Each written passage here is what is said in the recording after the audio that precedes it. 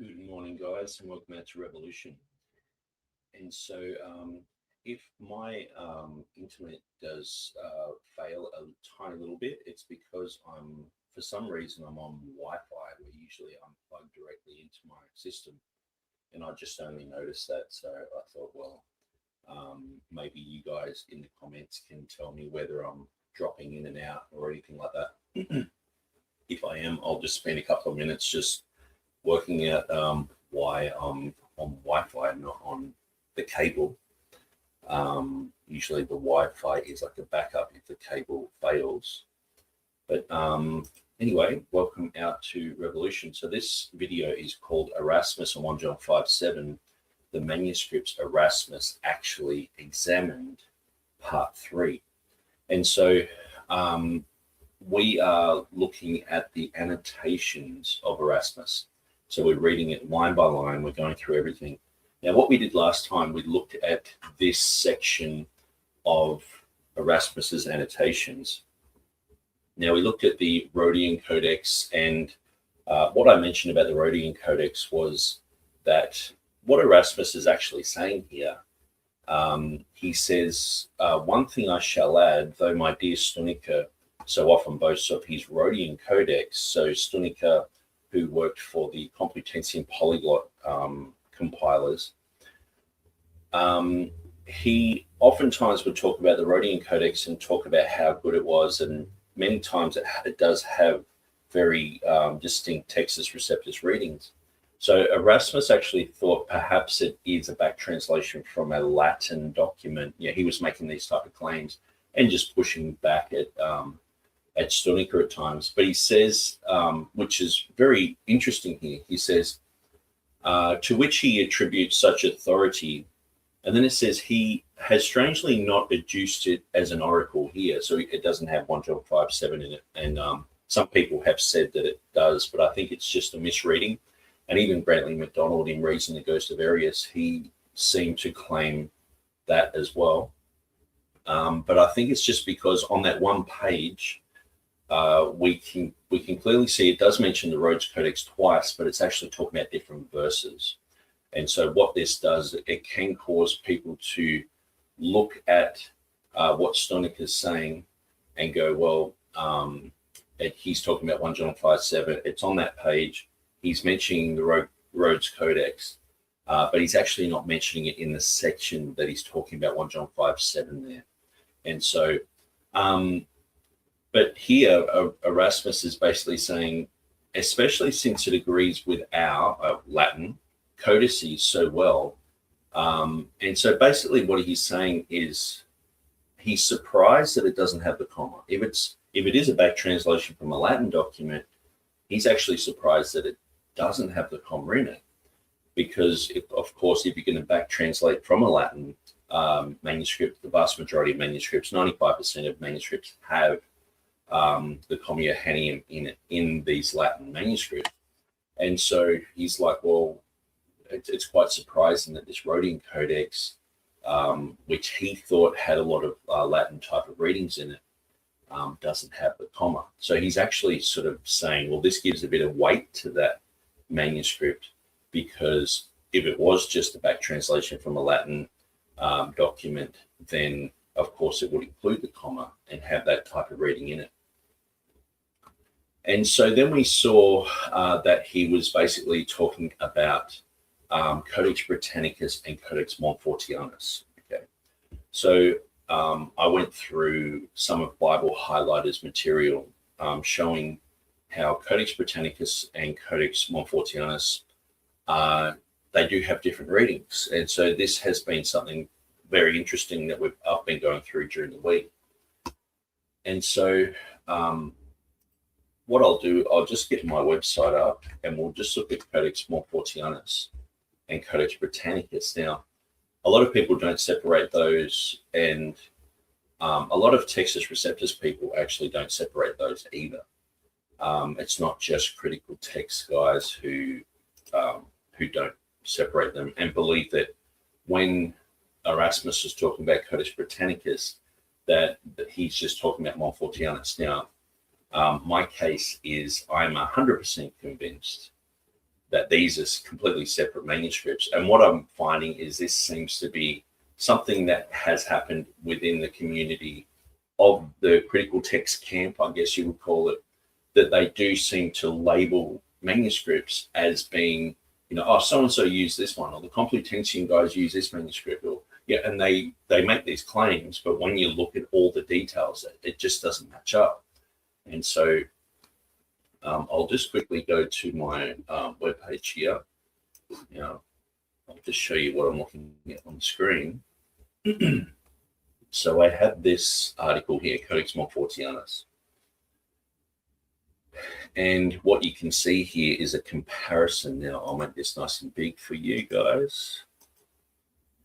So here we have the British Codex. So in Erasmus's annotations that we're reading through, so which is this Greek here, I've got it nicely written out here. So the British Codex actually omits 2 words that are not found in Codex Montfortianus. Okay, so, and it's not just, one of them is quite a huge issue because we're looking at the word holy here. So it actually says, Father, Word, and Spirit holy in Montfortianus. But in Codex Britannicus, it has Father, Word, and Spirit, and it doesn't say holy. Now, the other omission is a definite article before maturantes, which is witnesses. So we see that article oi appears down here, but it doesn't appear in the annotations that were written by Erasmus. And so in my previous video, I was talking about this, and I said, well, the claim made, so this was highlighted by Hepburn Jones. So Hepburn is a critical text guy. He's been on this program. We're on very good friendly terms. Now he does some, I guess you'd call it work, or he does sort of study a lot of the critical text material that comes out of Europe, like people like Jan Krans. He's oftentimes quoting on some of his works, and other people like that, people in Munster. And he sort of pointed out something, and I thought maybe this is his original idea, but as I was reading through the annotations and the comments made by Brantley MacDonald in his Raising the Ghost of Arius dissertation, what I realized was that it is quite a common thing in the critical text community to say, okay, well, this is Montfortianus, but Erasmus just made a mistake. Okay, and so they say, well, he first made the mistake when he was writing to Stunica. So Stunica and Erasmus, they wrote to each other, and they talked in depth about a lot of verses and things like that. Now, I guess that was the Facebook group of back then, and so they're writing stuff. And so what apparently happened was he made an error and left out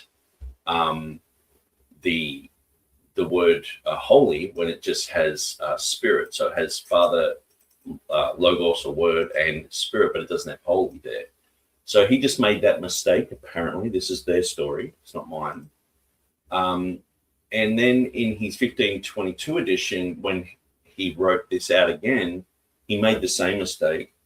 Then in his 1527 edition, he made the same mistake. And then in his 1535 edition, he made the same mistake.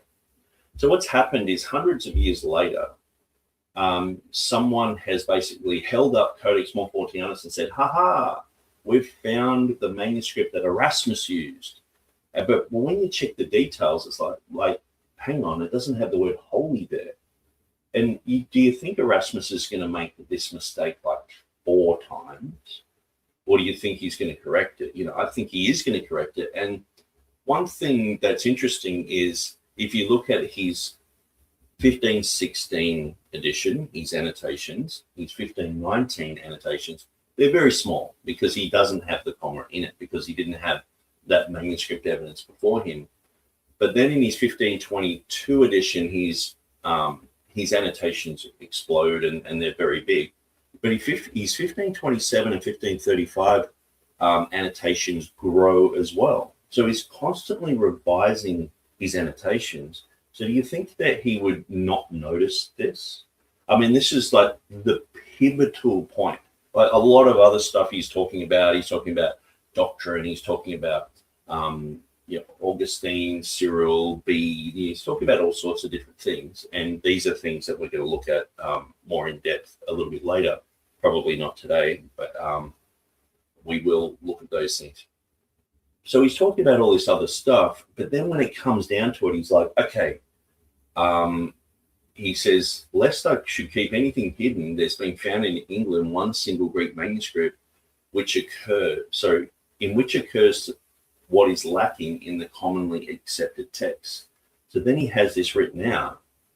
And do you think that he's gonna, like, this is the main focus? This is like neon lights are around this one. Arrows are all pointing to this part of his annotations. So people can read through his annotations, get to that bit, and they're like, wow, this is the most important thing. And so do you think that he would tidy that up? I think he would. And so we've seen this with Revelation chapter 22, where they claim some manuscript that has 136 words missing. The last page of Revelation fell off. And so they say, oh, Erasmus used that one.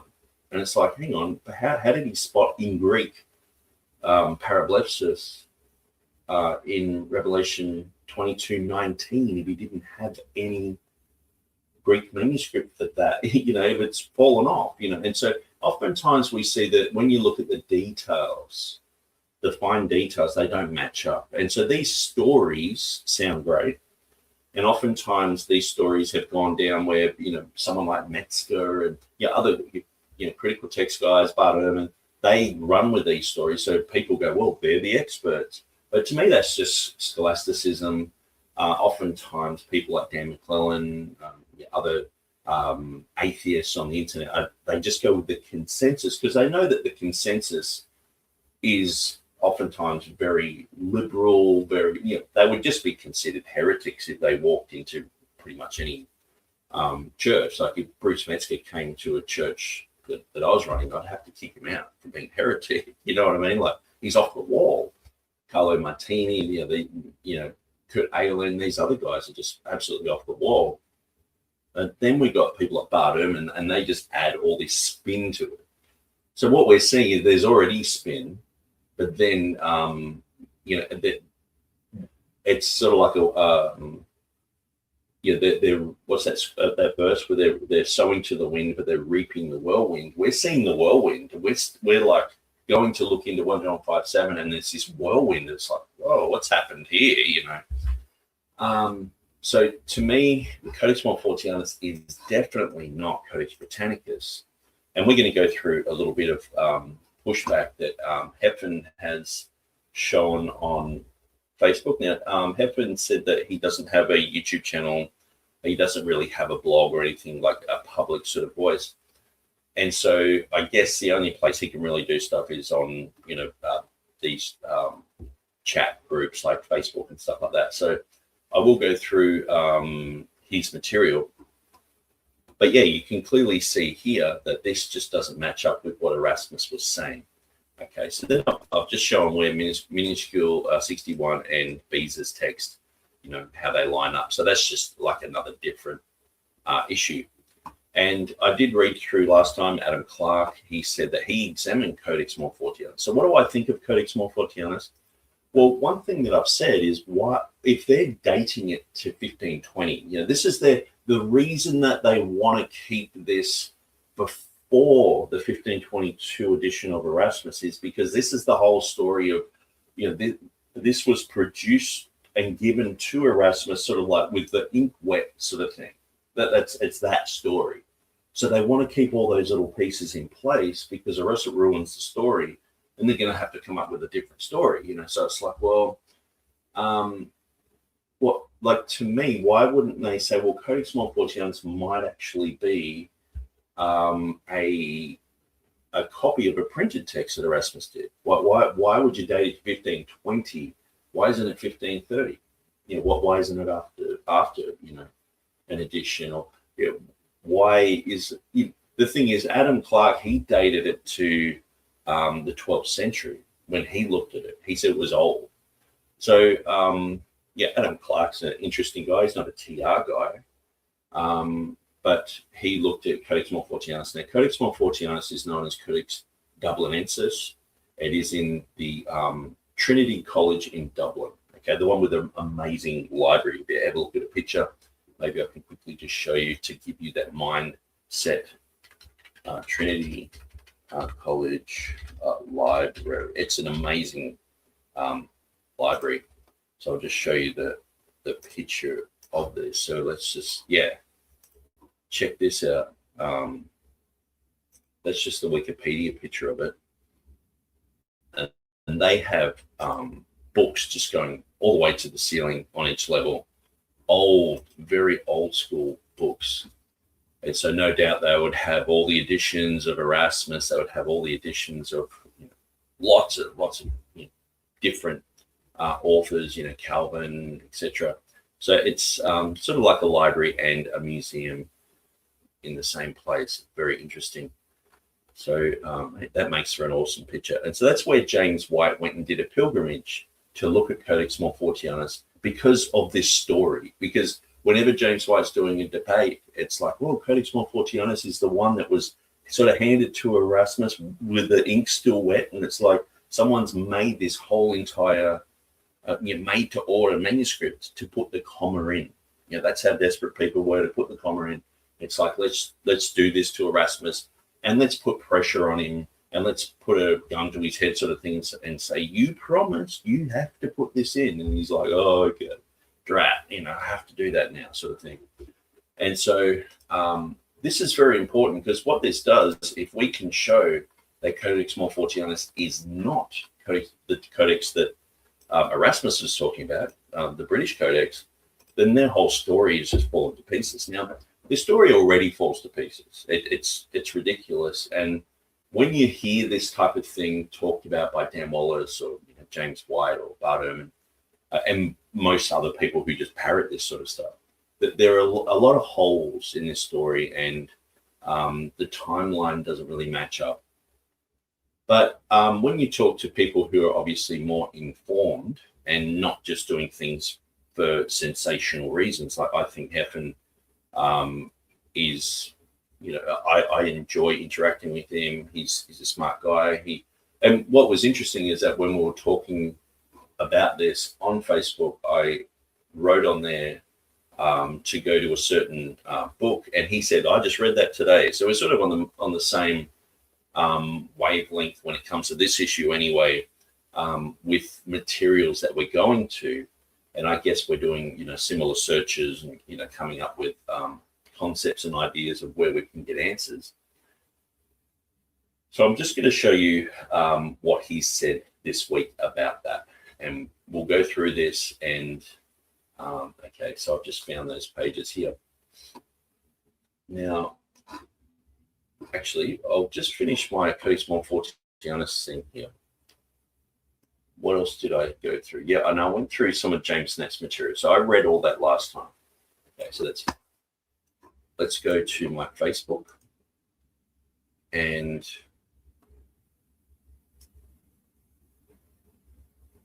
okay, so I might open that in a new tab. And this one in a new tab. So this one here.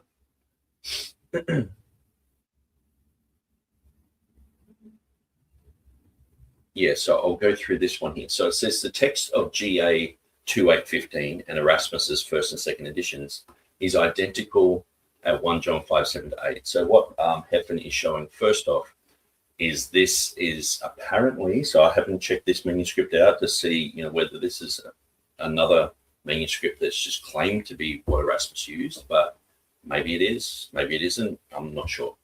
So GA 2815, Erasmus's source for the general epistles in the Dominican covenant in Basel. Okay, so that is the one without the comma in it. So this is Erasmus's New Testament, first edition in 1516, and so that's that just shows basically his 1516 edition with the comma omitted. And so, but then when we get to his third edition, 1522, he puts in the comma, okay? So now this is the manuscript GA61 that they're saying, well, this is the one Erasmus used, but it doesn't have the holy there, okay? So it's different to Erasmus's annotations where he, it does have the word holy there, but the one in his annotations says the one that he was looking at doesn't have the word holy there. So there's a big difference. So this is Erasmus's New Testament third edition where he included it.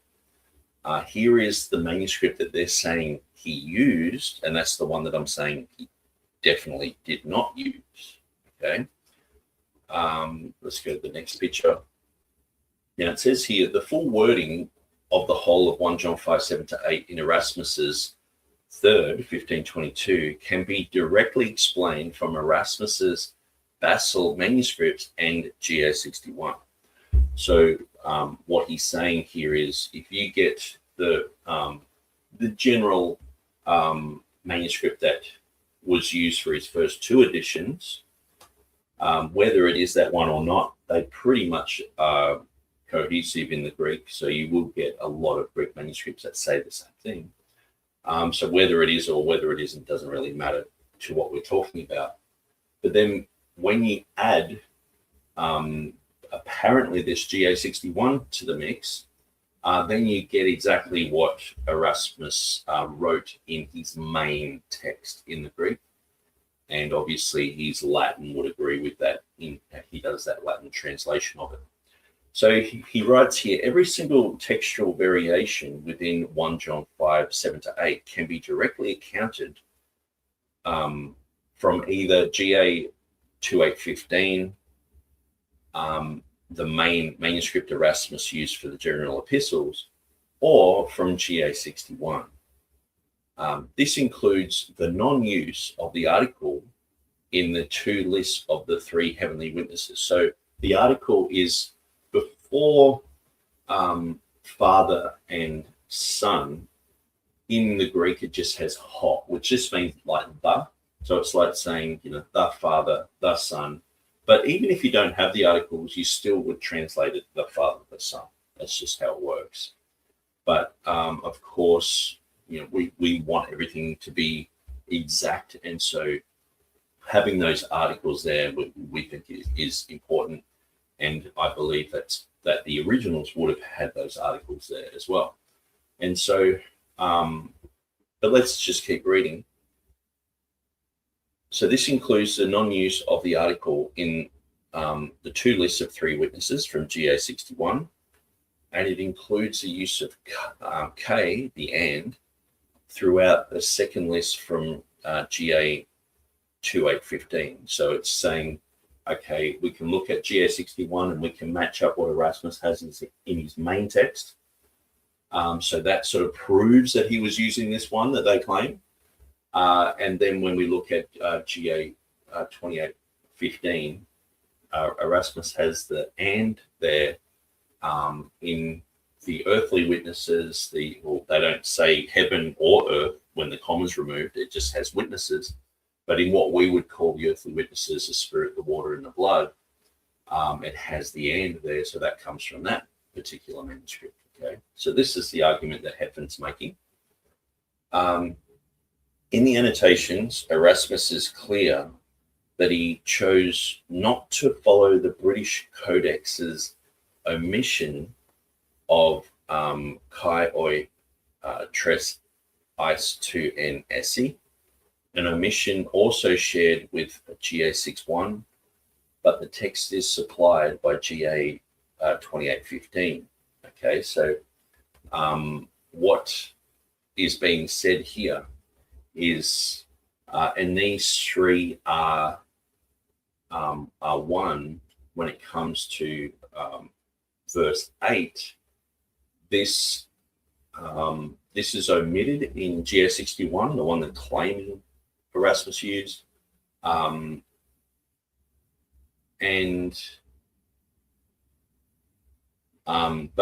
also the Codex Britannicus also omits that. but he's saying it's supplied by GA 2815. Okay, the original one that he used for his first and second editions, it does have that as well. So so Erasmus is sort of doing textual criticism with these, and he's matching these things up and getting those readings. And James Snap noted here and said, you should say he chose not to follow, not he chose not follow. Okay, so it's just a tiny little typo there that's really nothing. But yeah, but he said, it's exactly what I said. He said, but yeah, and I just said, but yeah, before I read that. So positively, GA has one, exactly the same. Number two, unique text as Erasmus's third edition, filling the gap from the first and second editions. So you've got the first and second editions with the comma omitted, but a few little readings here and there that in his third edition, when you put that in, it makes sense and adds everything all together. And so he's saying that's why we think it's GA61 and this other manuscript. So it says here, the first two Erasmian editions did not contain the text about the heavenly witnesses, nor did they introduce the three witnesses as on the earth. Okay, so I omitted the comma.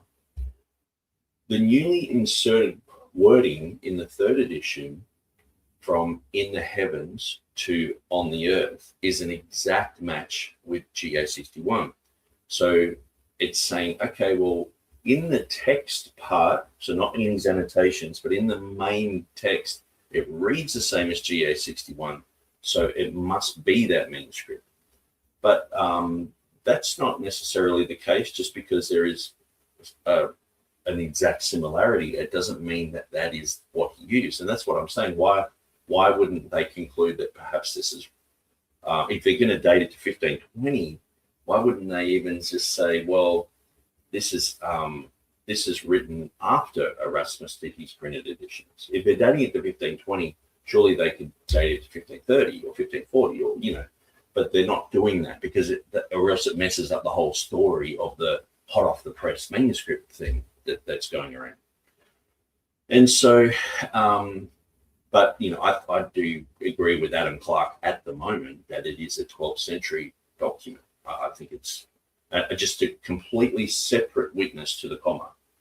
And it just so happens to match what other scholars looked at, the Complutensians, polyglot guys, and also the Codex Britannicus that Erasmus used, okay, except for the word poly there.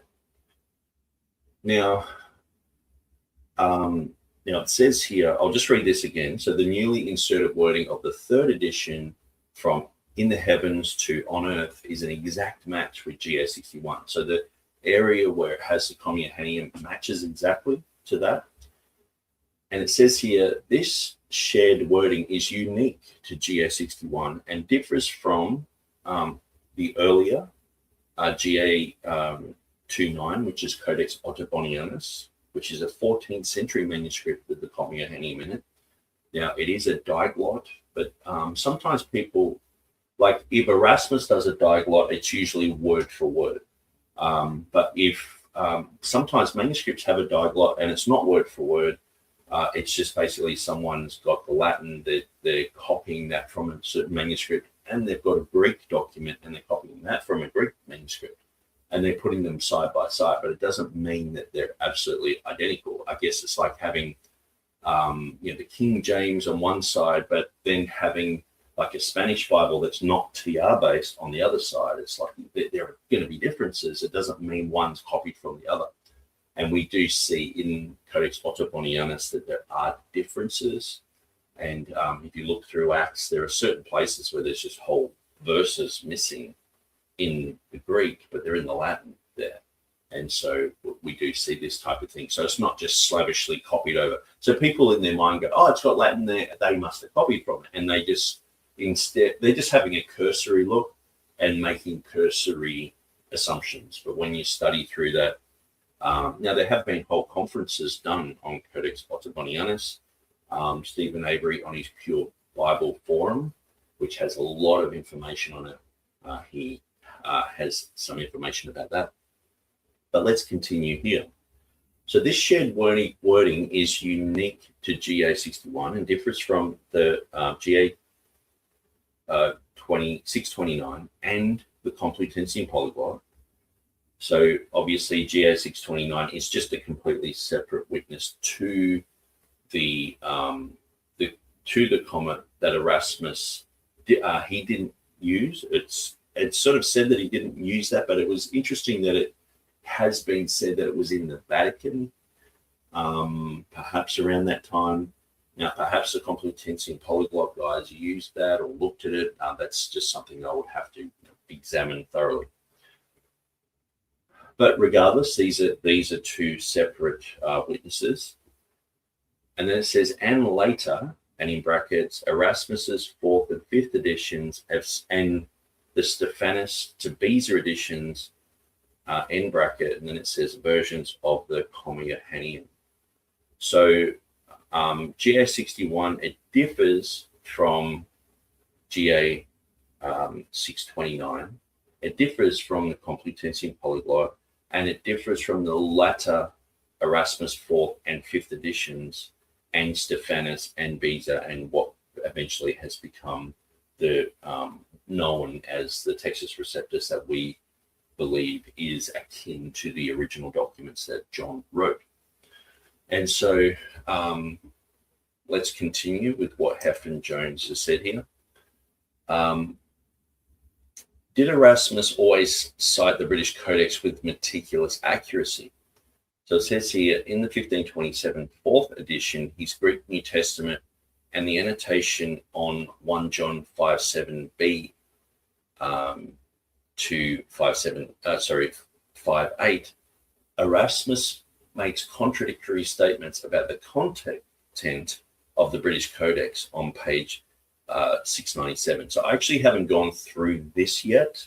I've gone through a whole bunch of other stuff, but I think what you'll see is the information that I'm about to show will sort of override all this. But I will get to this. This just takes a long time to go through all this stuff, and when you're a busy boy like myself. And so, but I will read through this. There are some things that I have left hanging in the air because it's like, okay, we're going to get to that. And this will probably just be one of those. But it says here, this has kai oi tres n to n esin, and is not repeated in this British Codex. Okay. Then it has the British Codex added kai oi tres is to n sc. Okay. So it has. So what's the difference here? Also to the earthly witnesses. Okay. So I will have to put all that side by side and go through and absolutely examine that, which if I do that live, you guys will probably die of boredom. So I will, that's just something I'll put in my little box to do, and I'll probably do that maybe today. I've got a bit of time. And then in my video tomorrow, which I plan to read some more of Mike Ferrando's book, I'll probably, spend, 15, 20, an hour doing that at the beginning of the video. So it says here, when Erasmus made important slips, were they always fixed in future editions? So Erasmus' self-contradictory statements about the context of the British Codex were repeated without any kind of correction on page 770 in the final 1535 5th edition. So he's got that mentioned there. So we can make that a tiny bit bigger and go full screen there. It's still a little bit blurry, but this is just what we've got on Facebook. So yeah, that obviously I will go through more of that. And I have been putting this on my website, not these annotations yet, but I'll just quickly show you on my Textus Receptus webpage. if I go to my contributions, if you want to stalk me and see what I'm editing, you can go to my contributions, and it'll show you all the edits that I'm making on my website. Sometimes I do think that people who debate me and stuff, they go through this stuff. But okay, so 1 John 5:6, Epistle of Jude. Okay, Johannine Comma and Erasmus. That's the one that I was looking at.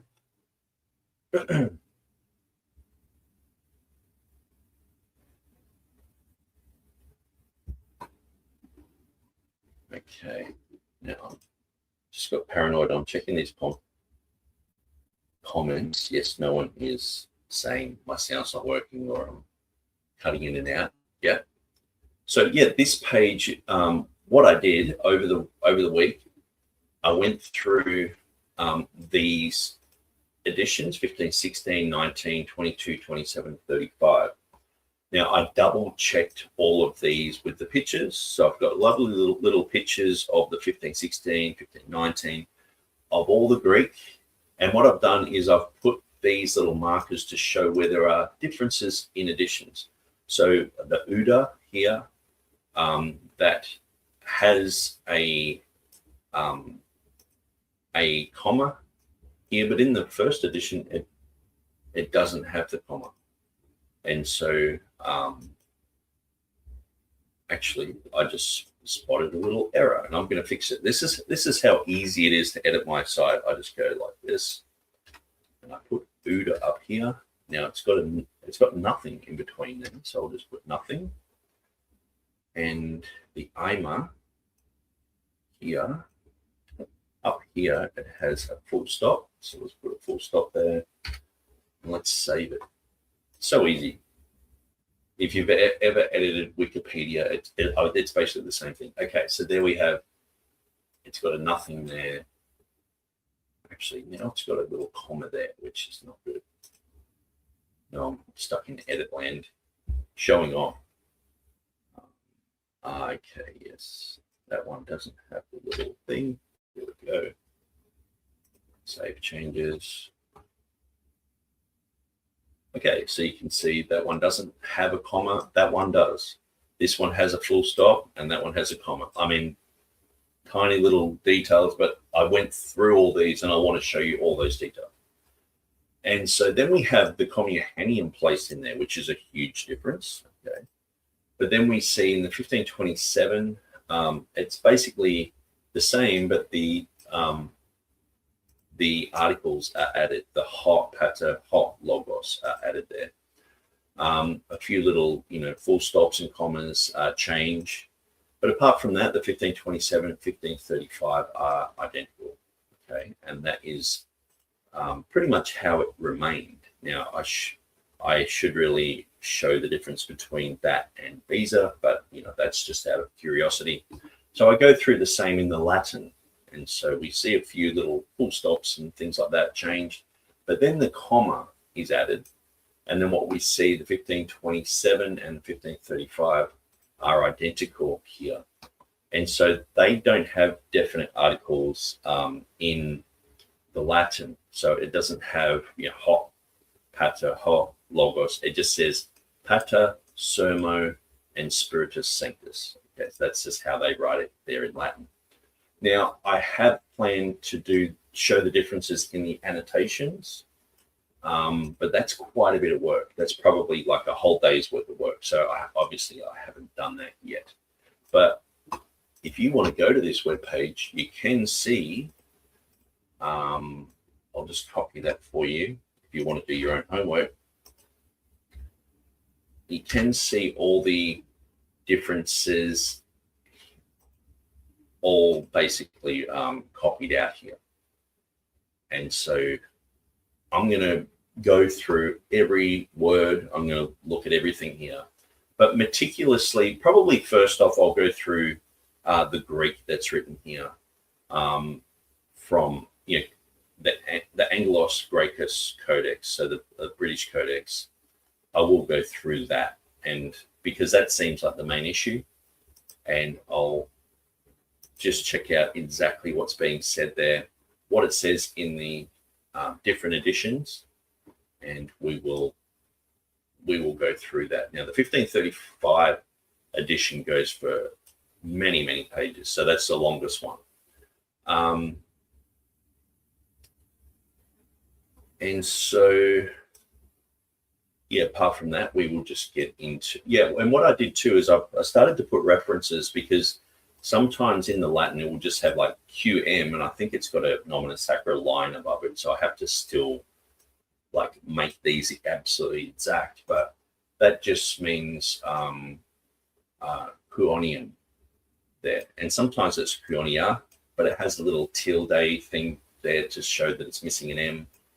Might have testimoniu instead of testimonium, but it's just got a tilde there saying it's got an M. So I'm trying to make this very exact. Okay, so I'm doing a lot of homework on this. So obviously, why I haven't gotten to everything that was mentioned here by Heffron.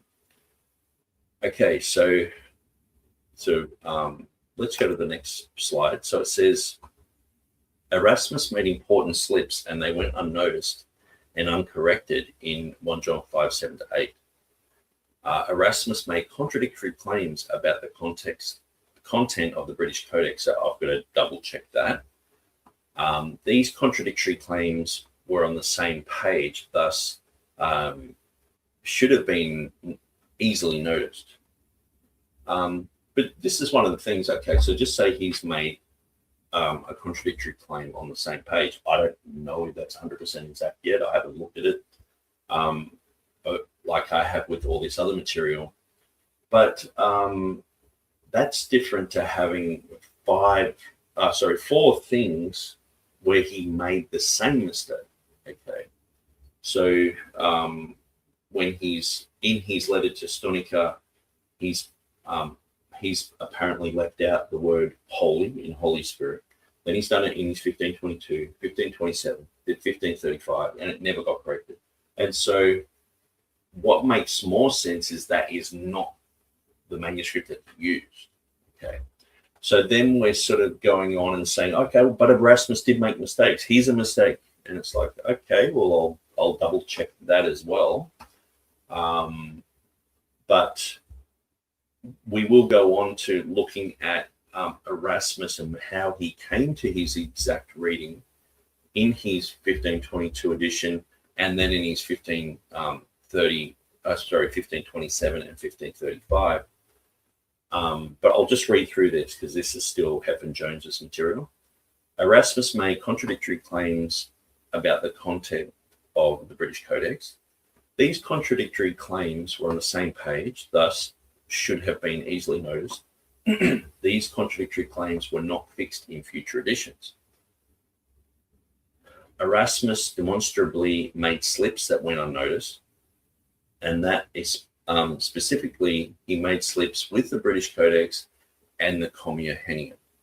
Okay, so it has here a little asterisk that says these slips don't make Erasmus a fool, but demonstrate something that Erasmus himself often emphasized, that he was simply human.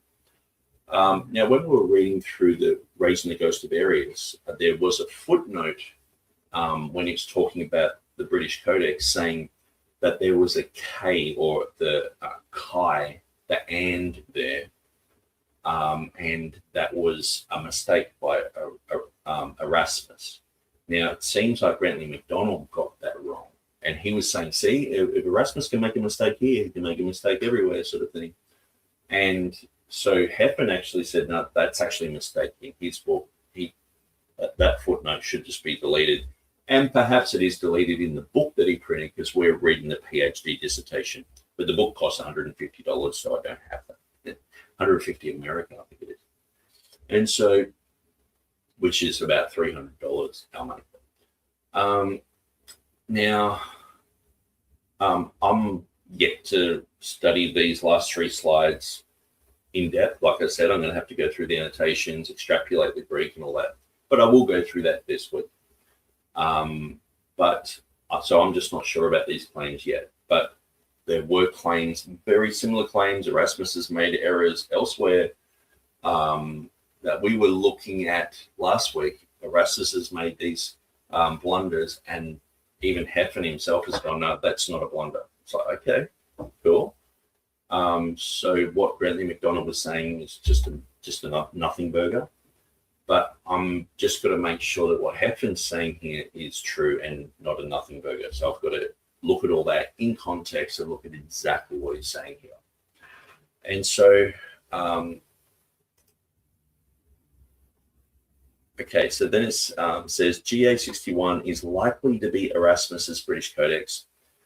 The exact unique match of GA61 with the newly introduced material in the third edition, which Erasmus says comes from one manuscript, that is, it is not from multiple sources. Now, I think that actually goes against what Heffen is trying to sort of prove here, because he did say it comes from the GA61 and the other manuscript, the 2000, I can't remember the number, that he mentioned earlier. So obviously, if that was the case, then he got it from at least two sources. But what we're going to look through, and I won't keep you in suspense, I believe that he got this exact reading from Codex Britannicus and also the Complutensian Polyglot, which Heffen made the claim that Erasmus didn't have access to yet. I think I'm going to prove to you today that Erasmus did have access to the Complutensian Polyglot, and it sort of makes logical sense that he would.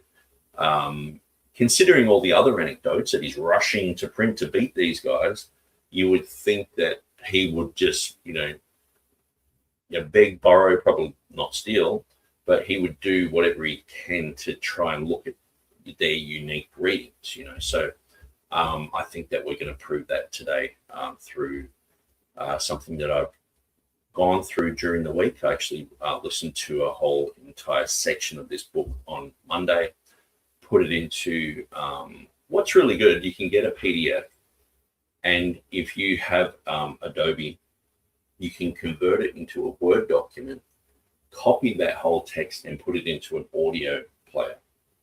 And so it can just read it to you. And that's what I did with this book. It was very helpful. But let's just continue through with this material. And it says, and the relatively close match of the rather unique GA61 with the reported text of the just as unique British Codex. Okay, so they are very close, but they're saying GA61, either Erasmus just messed up in his annotations, which he's saying is most probable. He did that in 3 whole editions and also in a letter to Stonica, and it was never pointed out by anyone that this is an error or a mistake. And it's just been something that's perpetually copied through to today. In Stephanus, in Beza, and in the King James. So this becomes like the foot in the door to say, oh, there's errors in the King James. And given Erasmus demonstrated ability to occasionally make important slips and fail to correct them in this context, GA61 is likely to be the British Codex. So this is where I think that what Heffen's done here is, it's a lot of work to think about this and go through this, but I think, I guess about 75% of what he's spoken of, I've examined and looked at, and I just can't see that GA61 is Codex Britannicus, but he's saying that there's this error. I'll have to examine that. Obviously, I'll leave that hanging until I've thoroughly examined it. But let's go to the next slide. Okay, so we're back to the beginning then. So I will shut that one down, and then we have this one here, which is like a bit more of a new one. I shouldn't have shut the other one down actually, because I need to go there for the comments. It says positively GA61 has 1 exactly the same and 2. Okay, so we did read that, but that is just that's just chatted about. Okay. So let's go back to there. And now I've got to search for the whole thing again.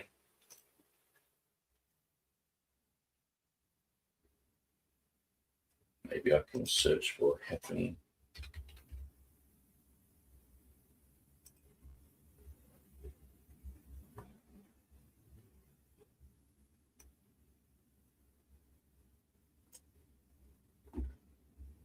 Okay, yes, I did find it. So I want to go through some of these comments because I think this is quite important. Now, whenever you're on Facebook, oftentimes people, whatever they're viewing, they think that's how people have put the material into the page. You have to go all comments. It's the same as on YouTube. If you want to look at all the comments, sometimes it just has most relevant or something like that. And it's like, how does YouTube know what's relevant in these conversations? And so sometimes you're reading through this and people they're asking things and answering things that they're completely answered, or someone that's retracted something and they're answering it again because, Facebook doesn't seem to think that the relevance is good enough to show, So you just got to, every time I go to a thread, I go all comments and then read through it, because it just drives me nuts that they don't default to that. But anyway, so we have some comments here by Bible Highlighter. So I've read through those. And so then Heffen Jones is responding to these. And so, but I just want to talk about what I've read here. Now you can read this all yourself. I'll put this in the chat there if you want to check it all out. Okay, so I went back through my website on the Johannine Comma and Erasmus article and tidied up some things. Number one, I rechecked the Greek and Latin in its main text. In Latin, I put what was printed in the footnotes. I put changes in underlined and bold text, so each edition can be checked with the next. In the next few days, I'll put the annotations there along with each edition, 16, 19, 22, 27, 35. I will also compare any differences between them later. I will upload Stunica and Erasmus and other relevant materials. So Heffen has said, I will give you the links to the original Latin of Erasmus, the Apologia to Stunica. Now, I do have that somewhere because when we're looking at the Rhodes issue, the Rhodes Codex issue, I did have that. So I do have it somewhere now. I do have the picture that's relevant. I've got it loaded up here. So which was the earliest reference to Codex Britannicus, pretty much what Erasmus repeats in his 1522 annotation, if you need them, want them. So I will reply just yes there. So then I've got a few things. You said in another thread, I'm not sure which one, that the Antwerp is related to Bede and thus can be ignored. What is the evidence for that? Okay, so I was speaking about Bede. Someone in a 1942 article has said that Bede mentions the comma. I'm trying to find that information. I read through what I could. Now, I have heard that Bede does have inner there, but perhaps I got that from Erasmus's annotations where he says that Bede doesn't have inner. But anyway, there is a 1942 article out there. I'm pretty sure it's Cambridge or Oxford, but it's I don't have access to that article. I just whatever's on the internet there, I could read through one page and that was it. So I do want to have access to that article. But Heffen said that there is another sort of reference to Bede when he's saying that he looked at a manuscript in Antwerp and it had the comma there in a margin. And but he said it was in a recent hand. Now, I noticed even Turidan fan was saying, yeah, it would be good to know how Erasmus used the word recent. If is it in a recent hand, does that mean like 5 years before, or 100 years before, or just say the manuscript's 10th century? Is it like 100 years after that? Is that classified as recent according to Erasmus? So I do have to do that study as well. But apparently Heffern says no, he was quoting on like Bede's commentary, and I'm like, I'm not seeing it. But anyway, that's what he's saying. Maybe I'm not seeing it properly. So it says, so I ask here, does Erasmus state that he didn't know? This is the most important thing for this section, okay? Does Erasmus state that he didn't know the Complutensian Polyglot reading in 1522? Grantley states this, but is this just read into history? It would seem strange that he didn't know the reading. And so that's my take on this. Why would Erasmus in 1522? Now I know in 1527 he mentions the Complutensian, he puts the reading there, he talks all about it. But to me, when we go through the history of the Complutensian and who Erasmus knew, what he knew about the Complutensian, to me, it's just very clear that he would have known what the reading was. So Grantley MacDonald states this in his book. But is this just read into history? It would seem strange that he didn't know the reading. Then I've written here, I will go through the Greek in his annotations mentioning Britannicus as I'm putting them into my site above the comment. I've got so many typos here. I will aslo consultu Beza. I will also consult Beza to see what he said of things in his annotations concerning the comment in Erasmus. So one thing that Beza was quite meticulous in referencing Erasmus and what he said about certain things. So it's good to get someone else's opinion from the Reformation, post-Reformation period, on how Erasmus's annotations were interpreted. So this is very important because how we're interpreting today can be viewed with, modern glasses on, sort of thing, looking at something and reading into this material. And so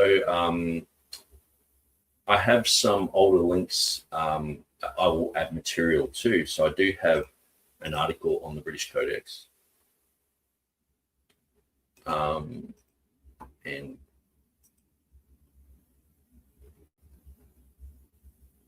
yeah, that's the more Portuguese one that I was looking at before, but I do have one on the British Codex here where I compare it. Oh yeah, so here's a comparison between Montfortianus and Britannicus. Okay, so Britannicus is the one Erasmus put in his annotations.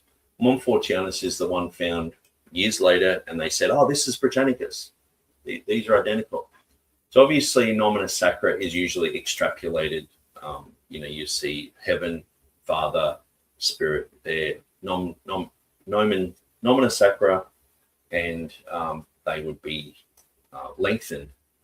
But we do see here holy is taken out. So, but then we see the definite article oi is taken out as well. So that's of interest. It's very interesting. But the V301 is missing in both of those. But sometimes there are Latin editions, I'm pretty sure about this, but I'll have to double check, that have that lacking as well, which is interesting. So I think it's the Complutensian one that is lacking that as well, because some people felt that it was an Arian influence having the 301 after the Spirit, Water, and Blood. So it's very interesting. Okay, and then I looked at it for another thread, and I'll actually just go there. But we've got 7 replies here. So Evan replies and says, there's a debate over how much he knows about the Complutensian before 1522. So when he's saying there's a debate, there's been a whole section in a book, and in it he mentions Johann Kranz and basically says that he's wrong, that Erasmus did know the Complutensian, that 75% of the changes in 1522 edition are changes that match the Complutensian Polyglot. So this is quite big.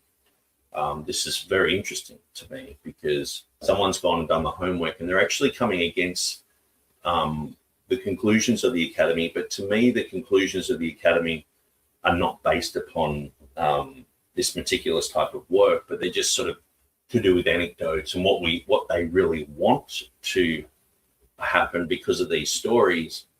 And then someone's come along and sort of debunked all that with just the facts. So to me, I would rather go with the facts than the stories. I'm pretty sure it was mentioned in the Gospel of John, the Complutensian Polyglot readings, or the corrections and the emendations that Erasmus made, 75% of them match the Complutensian Polyglot. So it seems like he did have access to the Complutensian Polyglot.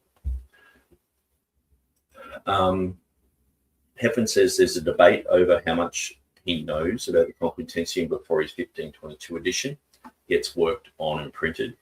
There's an article on it, so that's the one that I read. He knew that the Complutensian existed.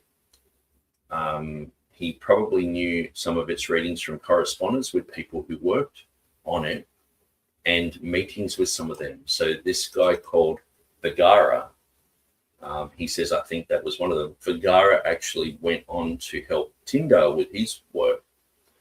Now, was that Vergara? Actually, I've just got to double check all that. I'm reading through so much material at the moment. I've got so many different people that I'm like just finding out about. Sometimes I can get things mixed up, but so I'll just read through this. I won't add to it or comment on it. But definitely Vergara was one of the guys from the Complutensian Polyglot Bible, and he didn't help Tyndale. That was another guy. He was friends with Erasmus and visited him. Okay. And that was, I think it was in 1520. But anyway, I'll read through this. He doesn't seem to have access to a copy until after his work on the third edition is done. Now, the reason that I would say Heffen's saying that is because in Erasmus's annotations, he talks a lot about the Complutensian Polyglot in his 1527 edition, but that doesn't mean that's the first time he's had access to that. Perhaps he had access beforehand, but just didn't write about it because he was already writing a Stonica, and maybe he wanted to double check a few things before he talked about it. There are fuzzy dates about exactly when the Complutensian Polyglot was finally released for publication, with 1522 being one of the later dates. Erasmus's 1522 was printed by February 1522. But objectively, he doesn't cite the Complutensian Polyglot in his annotations in the Comma Johanneum in 1522. However, he does so in detail and length in 1527. And it seems he allowed the Complutensian Polyglot reading to have influence the form of the Comma Johanneum in the 1527 edition, which was retained in the 1535 edition. So the answerable question is, where and does Erasmus explicitly cite and use the Complutensian? The answer is 1527 fourth edition. So that's correct, but it doesn't mean that that's the first time he had access to that material. It's the first time he's writing about that material. And so let me just jump to Codex Montfortianus.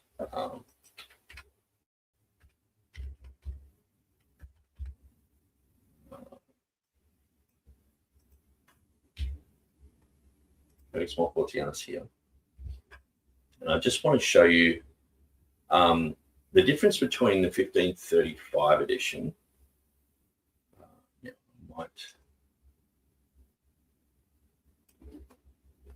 Actually, I'll just go to this page. Erasmus, where are you? Yeah. And I'll just show you the difference. So what we see here, 1527 had a definite article, hot pater, hologos. So these two definite articles, they were not in his original 1522.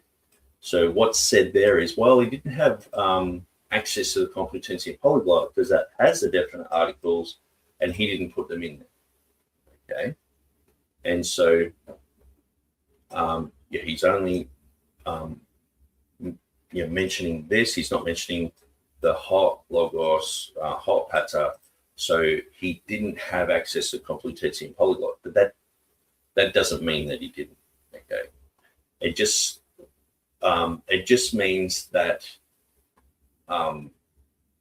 what we're seeing here is Erasmus was continually studying through this up until his 1535. Now, to me, his 1535 edition would be the one that we would go with. If someone says to me, okay, what edition, what would be the crowning edition of Erasmus? Obviously, you go with his final edition. And that's like with Theodore Beza, I go with his 1598 edition, because a lot of tiny little bits and pieces here and there are tidied up, and it's just the crowning edition. And so to me, 1535 is the crowning edition. He has his definite articles here. And but what's interesting is that doesn't make any difference in the Latin. It just says in the 1522, Pater, Sermo, and Spiritus Sanctus. 1527 with definite articles, Pater, Sermo, Spiritus Sanctus. And 1535 the same. And so, okay, so I just thought I'd show you that. Now let's just continue down through here. Now, I wrote Hepburn Jones. I read this today, and it's a very good case for Erasmus having used Complutensian readings in 1522. Now, I'm going to grab this up. Now, I do have it loaded up somewhere else, but I might as well just get it fresh. And Hepburn says, snap, I read it again today too. So, and I have seen this earlier, but I've just skimmed through it. I haven't really read the whole thing, but now I have.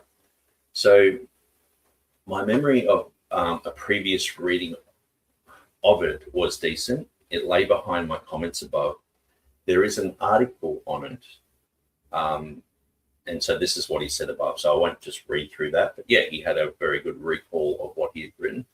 So this is a Grok article. So what we're seeing is Grok, so which is Elon Musk.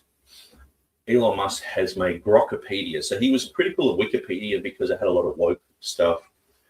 And he said, look, I think I can make a matching type of AI-based Wikipedia, and it'll have way more information. Now, if you look up Juan de Vergara in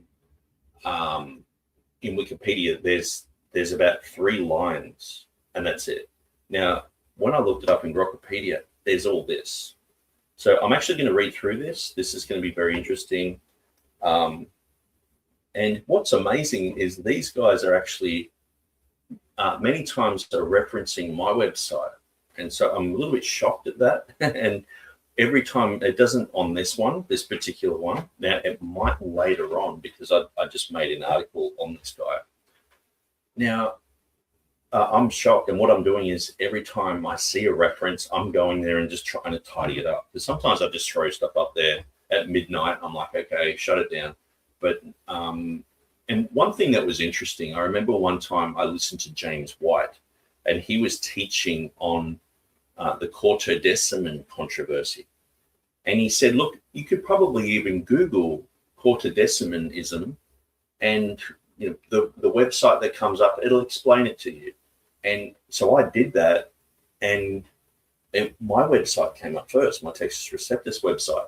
And I was like, oh, whoa, well, lots of people are actually going to look at that page because people are going to try and do that. Like, even if it's 50 people that do that, that's, 50 people who are James White fans who are coming into a TR area. So I quickly jumped on there and made the page really good and put a whole bunch of links down the bottom and it sort of pointed them in a certain direction to talk, think about Easter. And in the Easter articles, it talks about James White. And so, yeah, I sort of made use of that and I was stoked. But now I'm stoked 100-fold because Grok is using a lot of my references. So anyway, I will read through this in a minute, but let's just get back to Heffen. He said he's never tried Grokopedia. And then Heffen says, on the Antwerp manuscript, it is totally right for Bible highlight. Whoops, sorry, I've clicked on that. Oh no, that's not. We did go there. Hopefully, yeah. No, that's fine. I was just hoping it didn't go back to my main page. It's totally right for Bible highlighted to raise the matter of its existence. I think the section of this presentation where highlighter discusses the 4 manuscripts is a good idea, and raising the matter in your YouTube is totally relevant.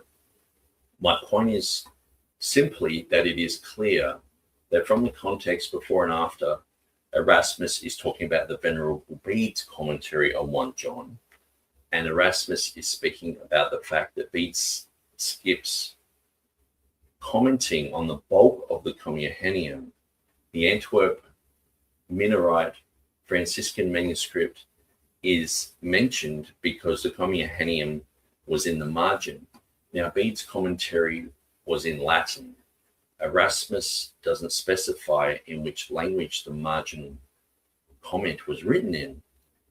In the long 1522, and even the more so in the longer 1527 and 1535 annotations on the Comma Johanneum, Erasmus is not only interested in the Greek form of the Comma Johanneum, but also referring to its presence or absence in the Latin manuscripts, commentaries, and fathers. My reading and others is that Erasmus is claiming that the Comma Johanneum doesn't appear in Bede, but that he has seen one manuscript of Bede's commentary where the Comma Johanneum, probably in Latin, was written in the margin. Okay, I'm just going to do something. Okay, that's better. Okay, and my microphone, I forgot that I was using this microphone, and I might bring it a little bit closer. There we go. It seemed to be working okay, though. I had no complaints so far. I haven't read the comments, so maybe there are. Okay, so Heffen is sort of saying that when he's talking about this Antwerp manuscript, he's speaking about Bede. Okay, so this is interesting because Erasmus sort of said it's not in Bede, but then saying that it is in Bede in a more recent hand. But my taking is that he looked at a manuscript looking for the comma, and it had the comma there, but it was in a more recent hand. So, okay, well, that's interesting. We've just got different opinions there, and I guess maybe Heffen has read some material on that, but I'll probably find that. Maybe it's Kranz or someone else. So anyway, so we've got quite a bit to go through here, but I won't read all that.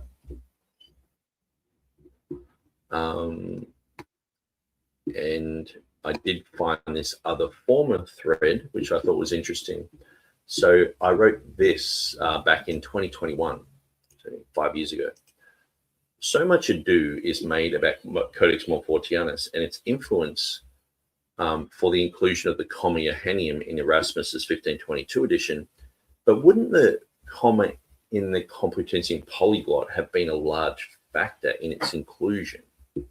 Okay, so, and that's what we're going to look at. We're going to look at this material.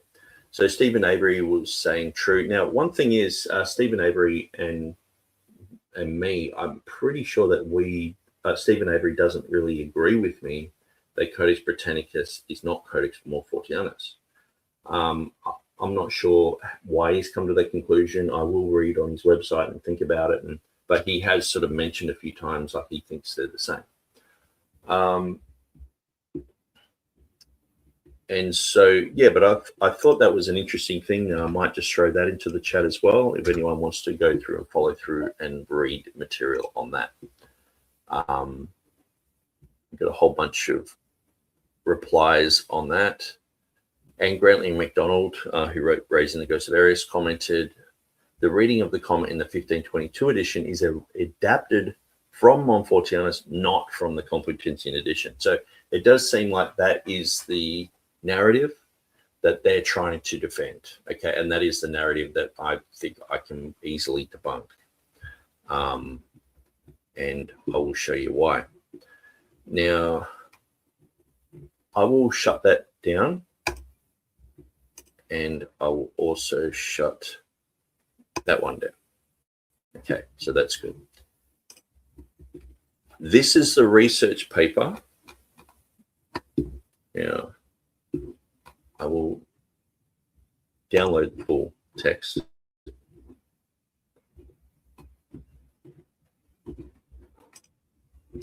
And we're going to look at this guy, Juan de Vergara, because he was a very good friend of Erasmus. He wrote favorably of Erasmus, and yeah, he talks quite a lot about Erasmus. So this is 23 pages long, so I'm not going to read everything, but I will get to some of the main points.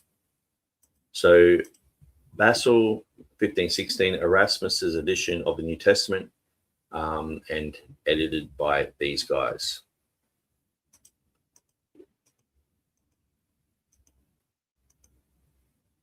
Actually, it might be quite a lot longer. It's got preface. Oh no, 3 of 23. Okay. So in this book, which I really wouldn't mind getting the whole thing, it's got 1514, Erasmus's Critical Turn, Erika Rummel, Biblical Humanism, and then what we're reading now, I think it's reconsidering. Notice reconsidering. So we've got some new information, and we're going through material, examining the relationship between the Complutensian Polyglot and Erasmus's Novum Testamentum. Okay. And then we've got a few other articles which are in this book but are not in this PDF. Structure and History of Biblical Manuscripts used by Erasmus in 1516 edition. Andrew Brown writes manuscript sources for the 1516 edition. So there's quite a lot of articles, so I won't go through all of them, but I'll leave that to your further reading. Okay. So it says here, it is well known that this was not the first time the Greek New Testament had been printed. So Erasmus's wasn't the first. 2 years earlier, in January 1514, the 5th volume of Complutensian Polyglot had already come off the press at Arnaud Guillain de Broca's workshop in Alcalá de Henares.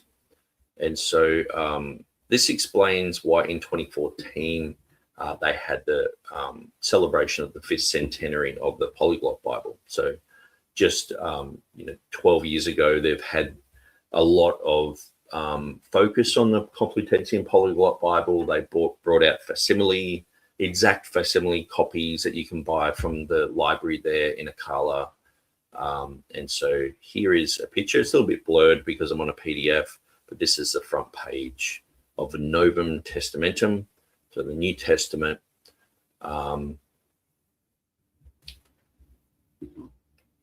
And so gaps in our knowledge of the Complutensian, as mentioned above, on the 10th of January 1514, the first volume of the Polyglot, volume 5 out of a complete series of 6, came off the printing press at Alcalá. Volumes 1 to 4 would contain the Old Testament, volumes 5, the New Testament, and volume 6,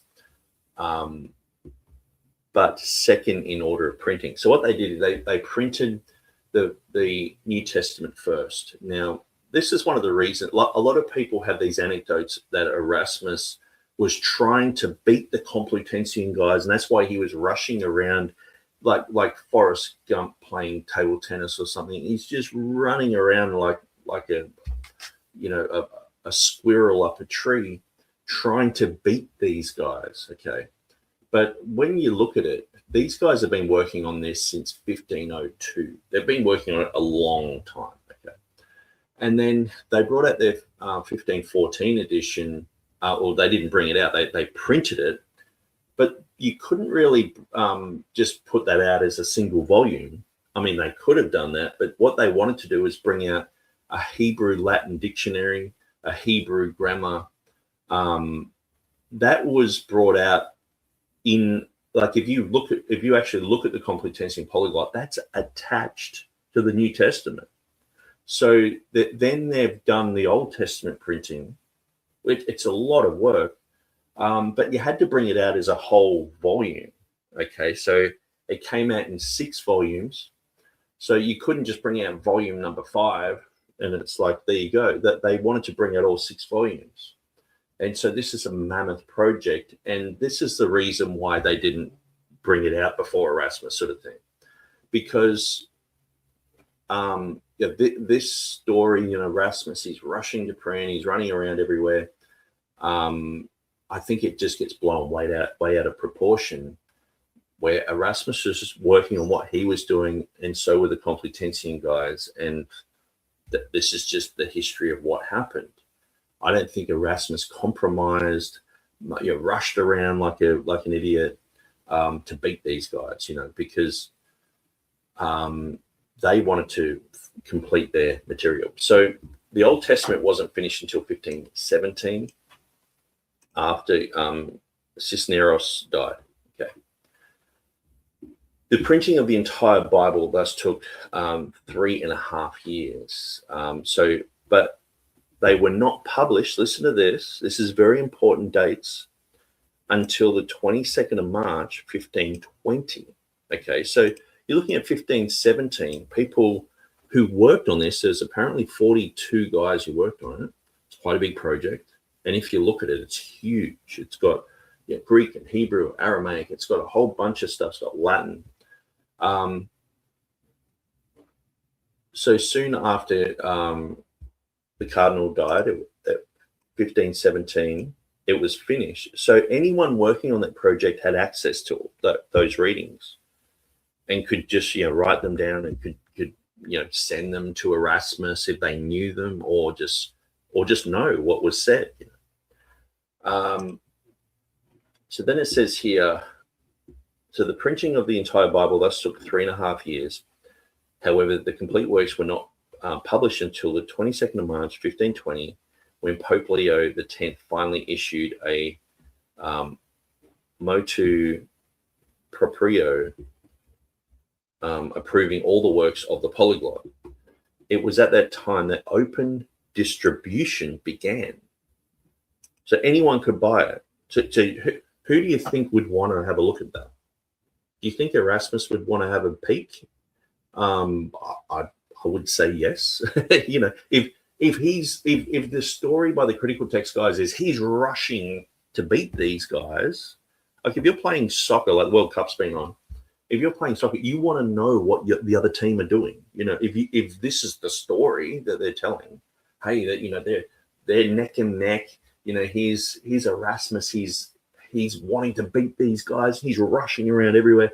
Do you think if someone said, hey, you can buy this edition now, you can look at it, wouldn't he? Like, he has access to scholars everywhere, in the Vatican, in Venice, in Germany, in England, everywhere. Surely he could write to someone and talk about this, but it doesn't seem like he's interested. Which is weird, because he's so interested in the polyglot, but then completely uninterested in this. Okay, so let's just continue through. At a distance of 5 centuries, it now seems clear that the Polyglot Bible was doomed for misfortune, and They printed 600 of them. Only 123 survive today, which is quite a big loss. 80% of them are just gone in time. Despite being the first New Testament in Greek ever printed, it was Erasmus's Novum Instrumentum that was the first to be distributed. So we know all this. So we don't want to go through all the history of all that, but we just want to get to the good bits. So Septuagint edition was, it didn't enjoy much better fortune. Aldine edition was more popular, etc. But I don't think it was really a popularity contest and who sold the most. I think it was just a matter of just doing it. You know, I think a lot of this is written by, say, people who are involved with the Bible societies and things like that. So sales is a big thing, and it's like, well, Erasmus sold more and his was more influential, and the Complutensian thing just fizzed and it didn't really work, and so it's a failure. All this. But how many people used the Complutensian over the years? And even the Antwerp Polyglot of 1572 edition seems to be a rehash of the Complutensian, which was very popular. And so, yeah, a lot of these, a significant number, 600 printed copies, were lost in a shipwreck. Okay, so that caused problems with people getting access to it. Okay, so we've got quite a lot written here. I'm just going to skip over a lot of this.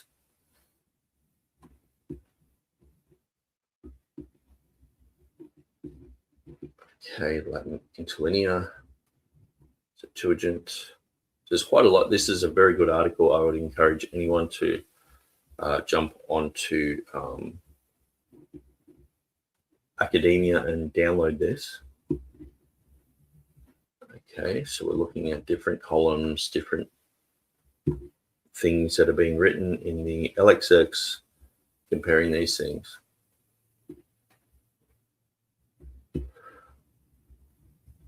Okay, I'll just read through this. Okay, it says, nonetheless, authorship is not the most elusive question in research on the Complutensian Polyglot Bible. Scholars have not yet managed to identify the sources used to establish the Greek text of the Complutensian New Testament, unlike our knowledge of the same matter on Erasmus's edition. Well, I think it's the same with Erasmus. I don't think they've actually identified a lot of what Erasmus used. I think there's a lot of stories, a lot of anecdotes, and unfortunately, I think scholarship has been duped.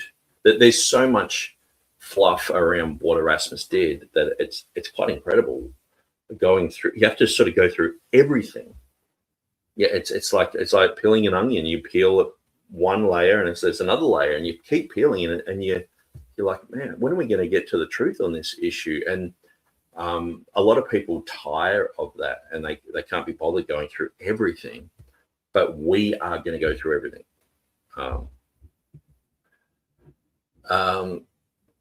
Okay, so they're comparing certain manuscripts.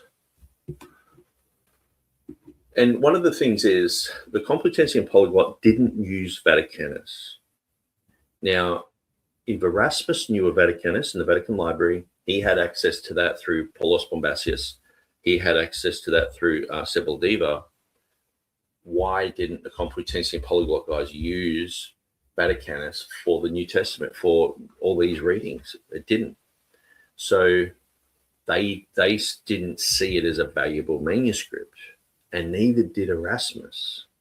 So here we have the leading scholars of this age. Okay, now these guys just so happen to be stuck in a cult in the Roman Catholic political, religious juggernaut, but they're smart guys. They know their stuff, and they're looking at Vaticanus going, So it says here, Erasmus was not entirely right about this. Actually, it just says here, nor was he entirely justified in disregarding the value of the celebrated Codex B. Well, obviously people today say Codex B or Vaticanus is the best. So he must have been misguided back then, I guess, So in any case, our ignorance regarding the nature of the manuscripts used by the Complutensian Polyglot to establish the text of the New Testament, including the lost Codex Britannicus mentioned by Zuniga, hinders any conclusive statement. So what they're saying here is Codex Britannicus was used quite a lot, as is mentioned in the writings of Stunica to Erasmus, but we don't have that anymore. There's lots of manuscripts we just don't have, but they're written about.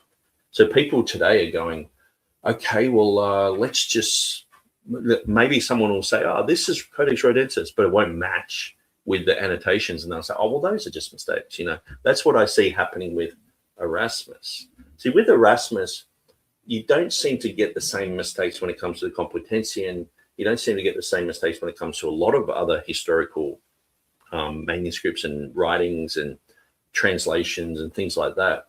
But when it comes to Erasmus, there's a lot of mistakes and errors that are just overlooked. And it's like, oh, yeah, his annotations say one thing and our histories say another thing. But Erasmus lied. You know, he was a bit of an idiot, you know, or he was a liar, or he just made a mistake here and there and just, you know. So that's why I'm questioning all these things and going, hang on, is he really doing that, you know? And I usually it's like when I started going into the creation science material, because, you know, I grew up an atheist, I was an evolutionist, and I didn't even question it. And then when I was in a church service and the pastor said the earth was only 6,000 years old, and my head just went, I was like, this guy's an idiot. Doesn't he know? Doesn't he, you know, he doesn't watch much TV. Maybe that's his problem, you know. And I had no idea, but until I educated myself in the creation science material, I was like, hang on, I'm fully sucked in. Like, this is embarrassing. How have I believed in evolution for so long? That's really weird. And I heard the other day, Joe Rogan was saying the same thing. He's saying creationism seems to make way more sense than evolution. But anyway, let's move on. So we're trying to get to the guts of this. Erasmus's Novum Testamentum and the Polyglot Bible. The question about the polyglot, how the polyglot could have contributed to Erasmus's Novum Testamentum, naturally stands out from the others. However, before attempting to answer, it should be noted that there have also been supporters of a reverse influence, that is to say, Erasmus's New Testament on the Complutensian Polyglot. The first to defend this point of view was this guy. So I just sort of mentioned that, you know, some people have even gone, well, actually Erasmus, he influenced the Complutensian. Some people are saying the Complutensian influenced Erasmus. But what we're dealing with is some people are saying the Complutensian didn't influence Erasmus until his 1527th edition, because their whole story about Montfortianus falls to bits if you have the Complutensian Polyglot being a viable source for his main text in his 1522 edition.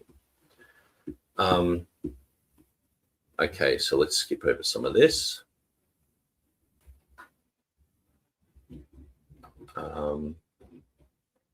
And here we have the issue with the Communianium. Now it's a little bit blurry, but it does have here Hopata, kai ho logos, kai ho agion pneuma, the Father, the Word, and the Holy Spirit, and it has this marginal note. So some people have thought that the marginal note was put in there because of Erasmus's edition, but it doesn't seem like that standing. But that's a completely different issue. But this article goes into quite a lot, and so it's worth a read. It's worth a read, and it's one of those things that's worth a bit of a study. I haven't checked to see what Stephen Avery said about this.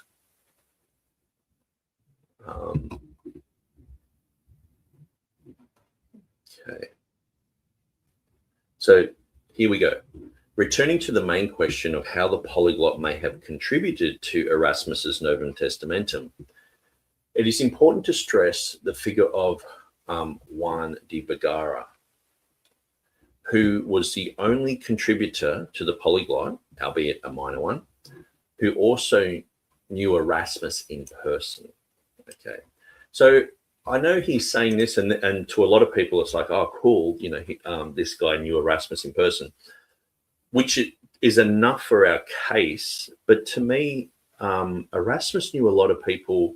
Like he never met Luther, but he wrote to him a lot, and Erasmus wrote to a lot of people. Now, we can't say that all of Erasmus's letters and everything are all stored and all in pristine condition. I'm sure that some of the letters that he's written to people or that he received have just gotten lost in history. But I'm not saying that happened here, but it is a possibility. But also just verbal communication. Some people have known other scholars who would have looked at the Complutensian Polyglot material, perhaps wrote it down, and they visited Erasmus a few years later and are saying, hey, look at this. And but regardless of all that, we have this guy, Juan de Vergara, who worked on the Complutensian, so he knew the readings. Okay. And so Vergara moved to the court of Cardinal Cisneros, worked as his secretary, and joined the chapter of Toledo Cathedral. That's where you get Batman, Holy Toledo Batman. In 1520, after the cardinal's death of 1517, the chapter entrusted to Vergara the task of petitioning for a hearing with the new archbishop, that guy. And so he joined the entourage of Charles V on his trip to the Netherlands. Thanks to this mission, he reached Bruges on the 25th of July, 1520, where he met with Erasmus. So here is one of the Complutensian guys meeting with Erasmus. Okay, the Spaniard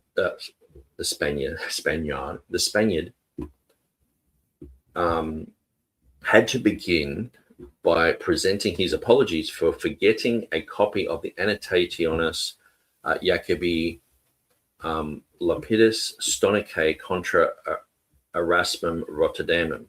So Stonica had written a book, and he was supposed to bring this book. This was published in Akala shortly before his departure, and this annoyed Erasmus. So, in other words, this guy was supposed to give him Stonica material, but didn't. So he probably received that a bit later or through another hand. But you can see that they must have been, that they know of Erasmus. Erasmus knows of this guy. So this is in 1520. This is before 1522. So they're meeting face to face. What do you think you would be asking this guy? Hey, what does the Communion say here? What's this reading here? What's it? Anyway, this annoyed Erasmus, who was looking forward to reading the book. However, it seems that from the meeting held not with a certain tension in the room from the complimentary dinner, that Vergara was invited by Erasmus several days later, a mutual sympathy arose between the two humanists.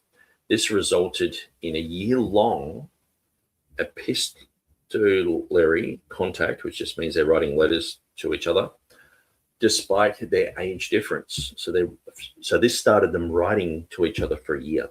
Okay. The abundance of Erasmus's work in Vergara's library provides unequivocal evidence for the extraordinarily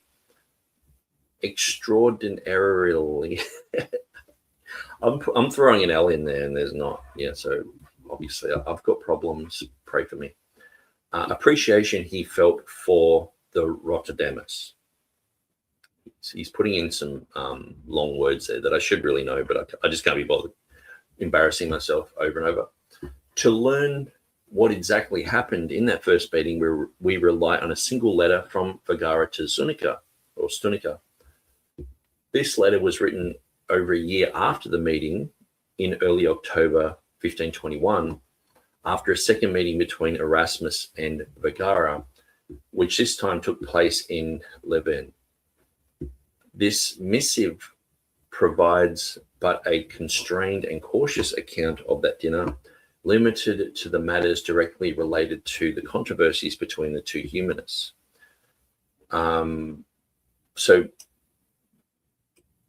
it's just talking about, Stonica, Erasmus. So Stonica wanted to know what's Erasmus thinking of me, what's he saying, etc. It is also reasonable to think that Erasmus and Vergara, both with expertise in biblical text editing, had no interest in the exchanging of their respective knowledge. Let me just read that again, because it is a question. Is it thus reasonable to think that Erasmus and Vergara, both with their expertise in biblical text editing, had no interest in exchanging their respective knowledge? And what's the main controversy is 1 John 5:7. Okay. Do you think Erasmus just went, oh, here's the guy, apparently, the critical text guys, they're rushing to print to beat the Complutensian. So this is on Erasmus's mind. He's slipping on the banana peels, all the, in the scriptorium, you're falling over and all the documents are falling on the floor. And it's quick, rush to print, rush to print, rush to print. Complutensian guys are coming. They're coming quick. Go, go, go. And then all of a sudden he meets one of these guys and he's just I don't care about talking about that. No, he according to the critical text guys, he would have been data mining this guy. Have you ever met someone and you just data mine their stuff because they're so knowledgeable? So is it thus reasonable? And this is assuming that Erasmus didn't already have access to this document. Okay, I think he did. I think he, the moment that this came out, I think someone would have written to Erasmus or sent it to Erasmus or given it to, if he's got guys from the Complutensian group just visiting and giving him books, who else was visiting Erasmus? You're talking about the world-leading expert in Latin and Greek, the prince of the humanists. This is the main guy, so of course he's probably getting lots and lots of visits like this from different scholars, different people, and people who know stuff about the Complutensian. So is it reasonable to think that Erasmus and Vergara, both with expertise in the biblical text editing, had no interest in exchanging their respective knowledge? On this matter, we only find a brief reference in the letter where Vergara mentions how he informed Erasmus that the second edition of his Novum Testamentum had not yet arrived in Spain, while Erasmus announced that he was already preparing his third edition. And so, in fact, it seems plausible that Vergara informed Erasmus how his Novum Instrumentum had been received in Acala, but that he deliberately concealed this in his letter to Stonica due to the latter's previous temperamental response. Okay. So that's another issue. Would Erasmus not have been keenly interested in knowing how enriching volume 5 of the Polyglot, printed 6 years before, but still unavailable to him, might have been? Sharing an evening with one of the contributors of that work was no doubt an opportunity he could not miss, but progress would not be substantial until he had a copy of the book in his hand.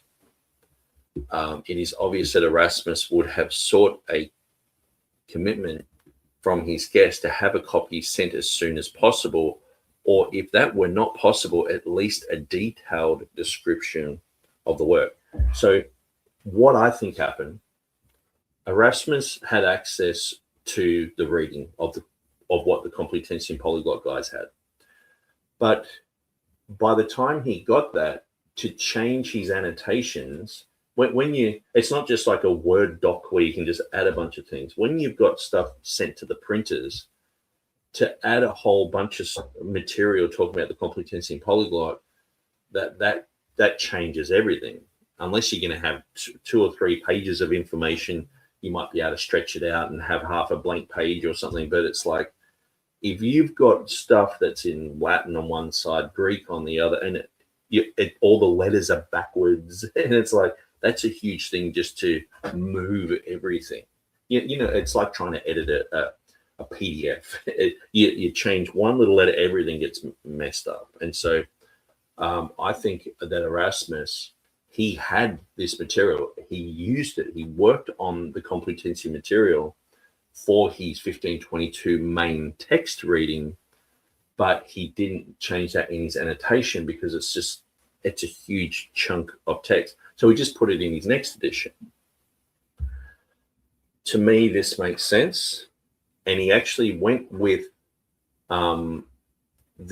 because he's actually using like a translation that's based on manuscript, he used the manuscript that he had access to, which was obviously the Codex Britannicus, and that would be the reason why he puts the holy reading in there from the Complutensian.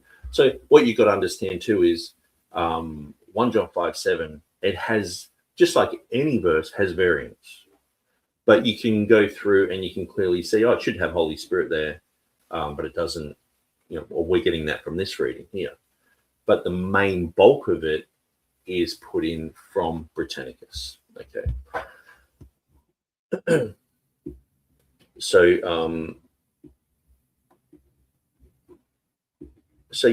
It says, so this is a critical text guy writing this. So it's obvious that Erasmus would have sought a commitment from his guest to have a copy sent as soon as possible, or if that were not possible, at least a detailed description of the work. And if he's writing to people in the Vatican, getting, readings from Vaticanus, of course he's going to be interested in what these guys do, regardless if, he's rushing to print, but this actually goes worse against the critical text guys, because they say he's obsessed with the Complutensian guys and he's pushing everything forward to try and beat them because he's just interested in making money. But surely he would be interested in what they got to say as well. The first time Erasmus acknowledged the use of the polyglot was in his annotations in his 1527 edition. So that's what Heffernan is saying. By incorporating readings explicitly taken from it, especially in the Book of the Apocalypse, as a result, it seems to have been accepted that the polyglot did not influence the first three editions of Erasmus's Novum Testamentum, because Erasmus does not mention it. Here is where I would like to raise the following question. Is this an undisputable assertion? Was the criticism of Stunica and Sancho Carranza the only Complutensian contribution prior to the fourth edition? I would like to suggest an alternative hypothesis that before the date of the third edition, 1522, Erasmus had at his disposal not the whole volume 5 of the Complutensian Polyglot, but at least some detailed information collected from it. To test this hypothesis, I will use a philological method of checking the variants inserted in the Greek text of the 1522 edition. To aid this task, it is now possible to take advantage of the excellent work by Andrew J. Brown in the volumes of the sixth order of the Opera Omnia. So he's saying that some readings were accessible to Erasmus. I would say all of the readings were accessible, but that's just where we would differ on opinion. And this guy studied it a lot more than I have. So, but that's just my opinion, and I guess I will try and prove or disprove that. As has already been documented, the 1522 edition did not mark any progress regarding the inspection of Greek manuscripts by Erasmus, apart from some information drawn from Codex B, so Codex Vaticanus. On the contrary, the Aldine edition of the Greek New Testament, 1518, 1519, had a great influence on it. In this Bible, Erasmus often found confirmation of the readings he had selected, not realizing that the Aldine derived mostly from his own first edition. So there's that whole circular reasoning that James White says, the Aldine guys just copied Erasmus, and Erasmus was like, hey, they got the same readings. Like people are just that dumb, but world-leading scholars are just idiots, apparently. And no one corrected Erasmus about this. like the Aldine guys, who he probably knew most of them personally because he worked there for 7 months. He knew Aldus. He stayed at his house for 7 months. He was a proofreader for him for 7 months. But no one wrote to him and said, hey, Erasmus, you're sort of embarrassing yourself because we just copy you, it's just ridiculous. But yet another anecdote that we have to go through and think about. Although in several cases it's corrected errors thanks to manuscripts available in Venice, sure enough, there are many changes supported by the variants of the Aldine Bible in the 3rd edition of the Greek text of Erasmus.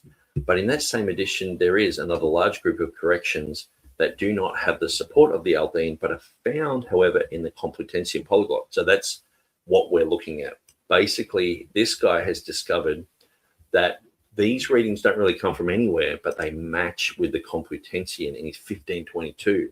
So this would prove that Erasmus did use the 1522. So this would prove that when he's talking about the comma, there is a huge chance that that is where he's got his main reading from. So there are some examples which have all been taken from the Gospel of John. So he's going through the Gospel of John here. John 1:25, and he's got it written out with Aldus and the Complutensian. So it has here prophetes, or it has a definite article there in the Complutensian.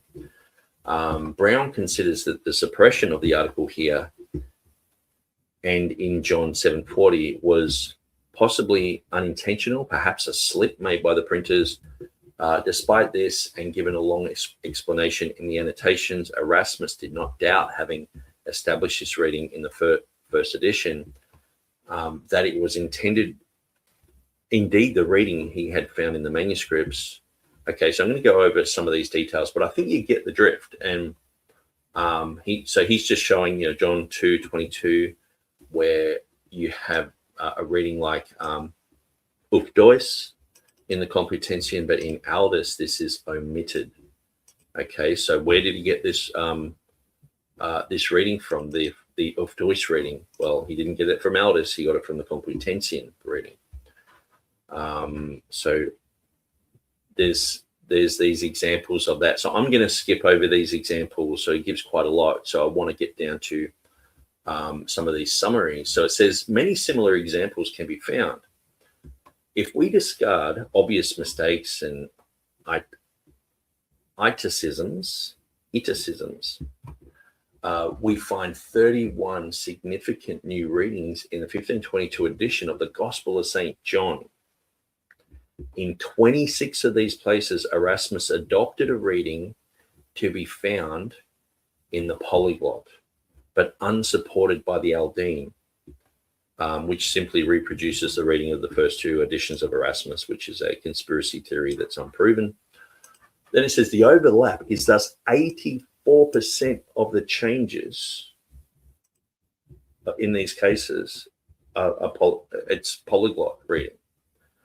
Such a level of agreement seems reasonable only to admitting a real relationship, either direct or indirect, between the polyglot and the 3rd edition of the Novum Testamentum. So I think you guys can see the power in what I'm saying here, and how,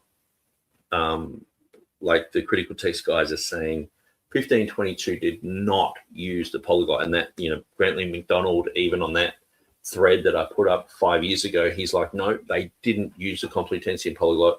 But here's a guy, I think this guy looks like he's in Spain. He might be a Spanish guy himself. He studied through this and gone, actually, when you look at these changes, Erasmus is actually using the polyglot here. It's obvious. 84% of these changes match exactly with the polyglot. Where else is he getting this information from? And so it would make sense that in the Comma Johanneum, that would probably be one of the first places he would want to look. He's amending his text according to the Complutensian polyglot readings. Okay.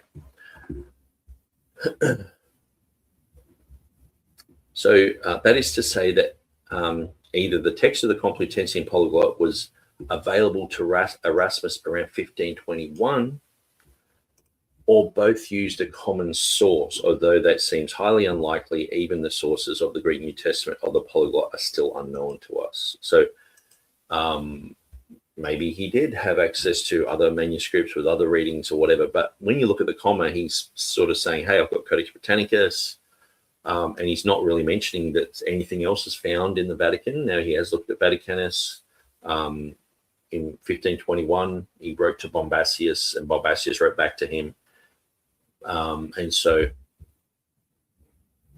in this case, we should bear in mind that a century has now passed since Marino Revilla Rico rejected the hypothesis of late diffusion of the polyglot. He located its origin 2 centuries earlier. Okay, so he's going through some of these technical details, which will probably just go over all our heads, so I won't get into it. So that's like another argument with involving other people. But yeah, it says here,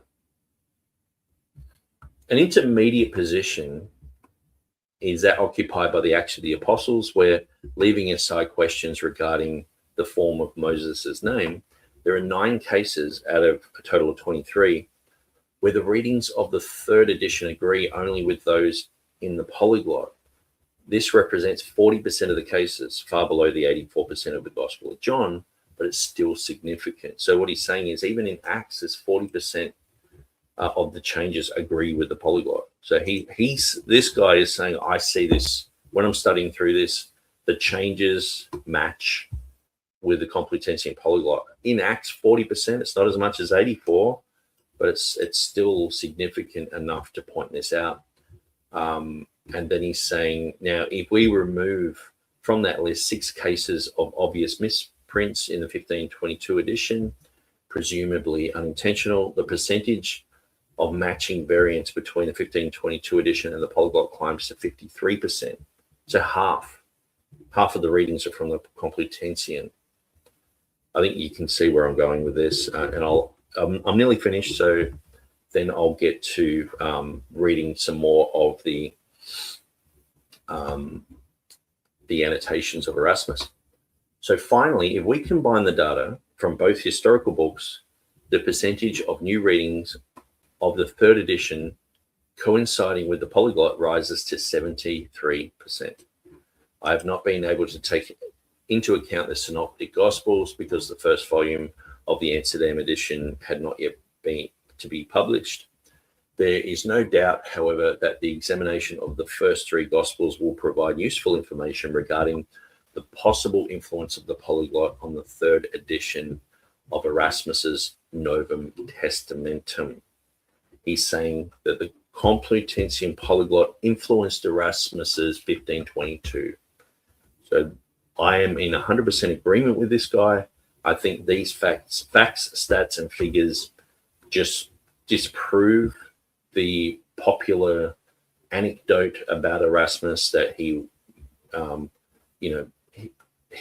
didn't use the Complutensian, but also the concept that he had to have used Codex Montfortianus to get those readings. No, he got it from a mixture of the Complutensian and also from the British Codex, but perhaps also from a marginal note that Heffen was saying is only related to Bede, but I'm yet to look into that information. But this is enough to sort of prove our case anyway, without tying up all those loose ends.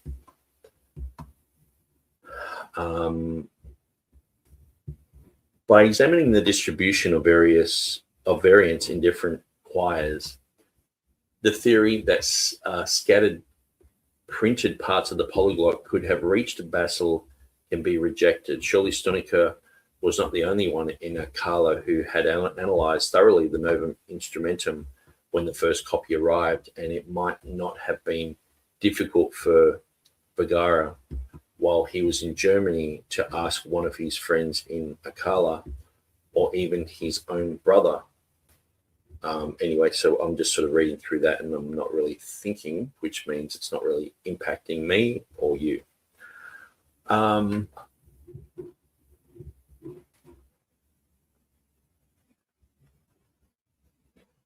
Okay, then it goes through, why would he use the Complutensian?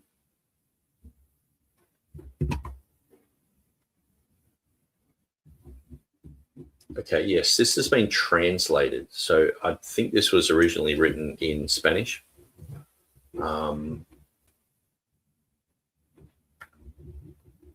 So anyway, I enjoyed going through that. Very interesting. Okay, so here we see some of those differences in the Gospel of John, Aldus and the Complutensian Polyglot. Different readings, different spellings of things, showing that the Complutensian, 75% of what he has looked at seems to come from the Polyglot.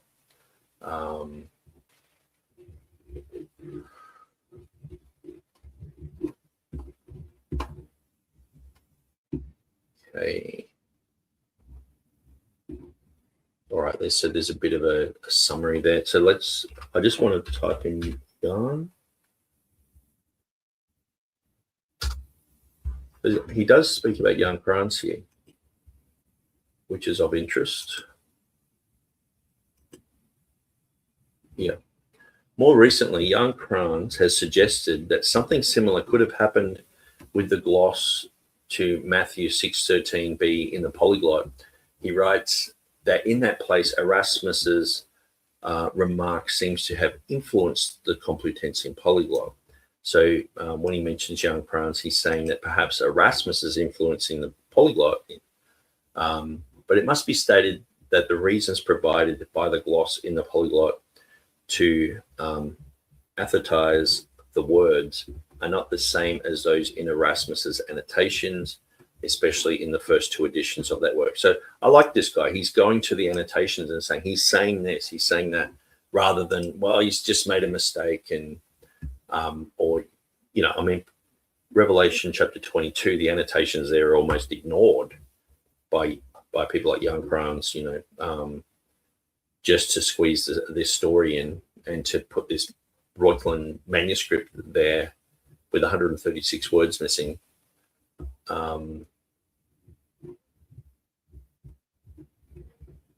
So therefore, Kranz's remark is of similar value to Screech's proposal. So he's going into all these other areas. So I'll just see if there's any other Kranz material here. January, and then Jan Kranz. Okay, maybe he mentions Kranz.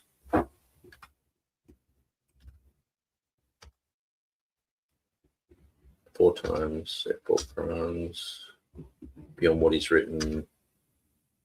Okay, so I'm going to shut that down and we are going to keep reading through the annotations. Now I'm going to catch up with the comments. Whew, that was a bit of a marathon to get to that place, but I think you can see why I sort of had to do that, because Hefin has pointed out, hey, GA61, Codex Montfortianus, is the one they used, because Erasmus didn't use the Polyglot. And I'm like, no, I think he did. And then reading through this material, it's like, he definitely did. And so Dwayne Green says he's first.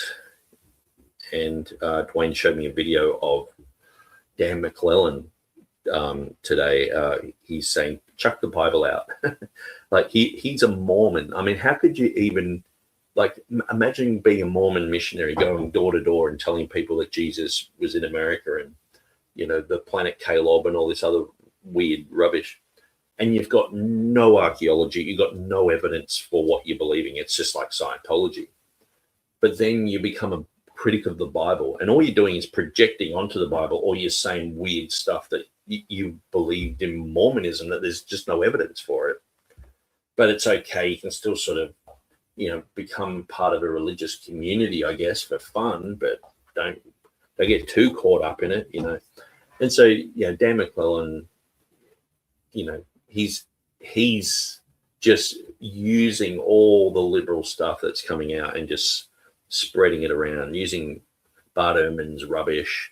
Bartman is not that accurate. He's like, his stuff is really easily debunked, but usually he's aiming at ignorant people. And so I noticed in one of his speeches, he said, I like young students, but because older students have cottoned on that he's a liar and they're asking proper questions, where young students are just like, the Bible's true. And he's like, okay, read this and then read that. Read what I said here and read what Bruce Metzger said and read the consensus here. And it's like, anyway, I'm rabbit trailing. Hell says, hi all. Very low sound. Okay, better now. That's weird. Maybe, yeah, that's, I think because I moved my microphone a little bit closer.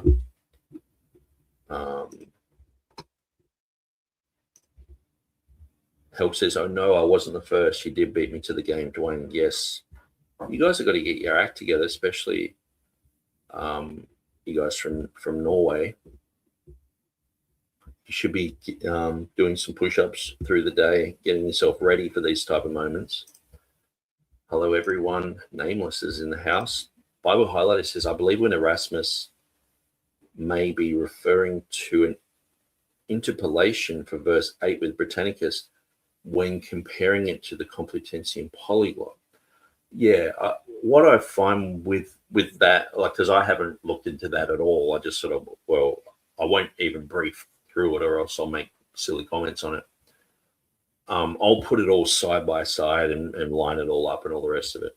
But just my gut instinct was like, I think there just could be a misunderstanding there. Just like with Anthony MacDonald in his dissertation, he says the "and" reading proves that Erasmus has made mistakes, and it's like, well, that was just proven. And so to me, it's I'm just sort of I have a presupposition that it won't be a mistake. Bible Highlighter says for the words 3 are 1. Oh yeah, for that one.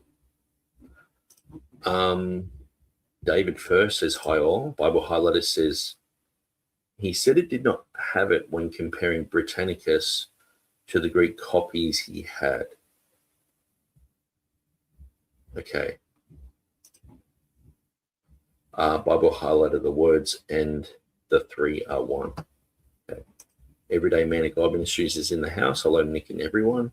So I'm sure that you will be doing a live soon. Your Friday night fellowship will be happening. And there's a few links I'm throwing up. Hi, everybody from Embryo. Hope everything's going all right for you, Embryo. Been thinking about you and your situation that you've been going through. Bible Highlighter says, interpolation is the reading to the side or bottom for those who don't know. Okay. Embryo says, hi, Bible Highlighter every day. Dwayne, Nameless, Helg Evanson, and everybody dropping in. Bible Highlighter says, it's just a what-if possibility. Either way, God preserved his word through refinement of the TR. Embryo says, could you please repeat why 1522 is related to this discussion? I missed it. Okay, so I'll just read some of the other comments. You might have gotten it. Embryo says, what I like about this discussion is it's demonstrating the lack of investigation by textual critics. Seems like they're just repeating their assertions. It does seem like that. Like, and this is yet another anecdote that we're like, okay, let's look into it. But it's sort of debunked by other people. You know, I don't think this guy's in Munster, but he's definitely probably a scholar on the Complutensian. And maybe he's sort of neutral to the whole, you know, issue or, but anyway, Embryo says, that's the whole point here, debunking the current narratives of textual critics. And so I'll just explain where you said, could I repeat why the 1522 is related to this discussion? So the 1522, yeah, so I think I probably would have explained it reading through that. So that's like an hour and 20 minutes ago. So yeah, I definitely did explain that. Wayne on Wheels says, good evening, everyone. Hello, Wayne. I think I said Dwayne on Wheels. It's got Wayne and Dwayne. Hey, Bible Holiday, how you doing? Hey, by the grace of God, you the same. Everyone's loving the chat. Wayne Will says, he is, our Lord and Savior is the only reason I'm alive today, to praise his name and spread his word to all that will hear. Very good. Pastor Brett is in the house. I'll be writing a book in defense of the Communianium. Wow, he's getting stirred up about it as well. So there's a lot of interest in the Comma at the moment. And what I'm noticing, there's a few certain things I search for on YouTube. I used to search for Textus Receptus, and it didn't come up in the you'll type in Textus and it will have a whole bunch of other things that it wants you to click on come up in a list. But if you type in Receptus, it never used to come up like Textus Receptus, maybe like 2 years ago, but now it is, because every few days I type in Textus Receptus and listen to the latest stuff coming out about it, or at least read through the video titles and see if there's anything worth watching. But at the moment, there's a lot of material, 1 John 5:7, and even AI bots. So it must be a trending thing. So a lot of people are talking about the comma, which is good because it's going to build to a crescendo. By the time we get to the conference, a lot of people are going to be very interested in this. Emrio says, I really don't think that New Testament Greek printings were concerned about the market like today. Textual critics are imposing their own motivation back into the history of the Greek New Testament. Yeah, it's like Erasmus is just going to compromise all of his scholarship. He's prepared to look like an idiot to win the race, sort of thing. And it's like, I don't think he was like that. And at the same time, why would he be doing like books like the complete works of Cyprian and doing a paraphrase on the New Testament? Why is he doing all this in between, which takes a lot of time, if he's struggling just to do these ones, you know? And so the whole thing of he was in a hurry, which is the main thing Heffernan had said about this issue. He was in a hurry. And it's like, oh, here we go with the rushing anecdote again. You just picture, Erasmus is like a little chihuahua, those chihuahuas that never stop shaking, they're just, you just picture Erasmus like that. I picture the opposite, that he's just calm, just going through stuff. Yeah, he's working hard, but he's a smart guy.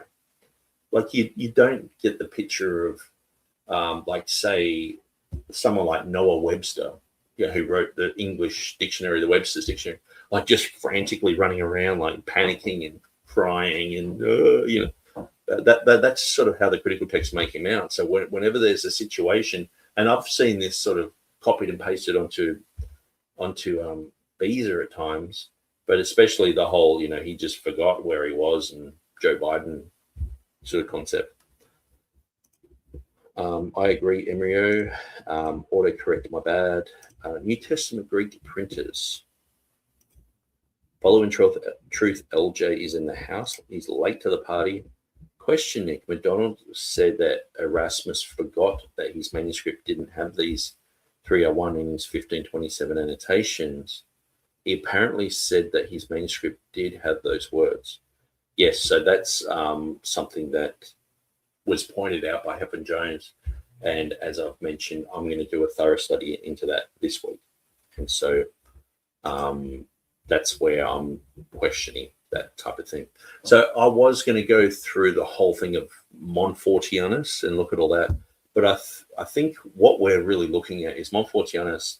We're only really doing that to show that I guess that's almost like a side project to go, was it a made to print thing, that is sort of copied from Minuscule 69 and all the rest of it. And so we will eventually go through that, but I don't think that's a priority as much as going through what we're going through is. And I think knowing that Erasmus did have access to the Complutensian Polyglot, it just makes sense that that's the reading that he went with, but also checking a whole bunch of other things, especially the British Codex that's mentioned here. And so just to prove to you, this is the annotations right in front of us. So that was the last comment. So I'll just drop that down. I might change my background. Hang on. I'll put a nice different color. I like this one. Yeah, that's nice. He says, however, lest I should keep anything hidden, there has been found in England one single Greek manuscript in which occurs what is lacking in the commonly accepted text. It is written as follows, and it's got the usual comma there. It doesn't have these three agree in one at the end, but it also doesn't have holy and Holy Spirit there. It just has and Spirit.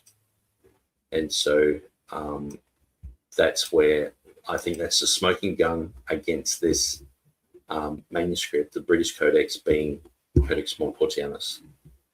And I think the argumentation that Heffen's pointed out, which isn't his own argumentation, although he might have his own spin on it, I'm not really sure, but it seems to be the guys from Munster, Jan Krans, and perhaps Hank de Jong, he's passed away now, and definitely Brantley MacDonald. And so yeah, that's his annotations say this, it's not matching up. The facts, stats, and figures, they don't add up to this being the Codex Montfortianus. And it says here, although I'm not sure if it is by accident that the phrase "and these three are one," which is found in our Greek manuscripts, is not repeated at this point. So he's added these three are one from the other usual manuscripts that he was already using in his 1516 and 1519 editions. I therefore restored from this British Codex what was said to be lacking in our editions, lest anyone should have handled to blame me unjustly. Okay. So we read through this last time. So basically what I've done in so far, and I'm going to keep going for a few more hours, what I've done so far is I've just tidied up some of these issues about Montfortianus, Codex Britannicus, and we're in a bit of a battle between whether these two are the same. I think we've proven, firstly, that Erasmus had access to the Complutensian Polyglot readings.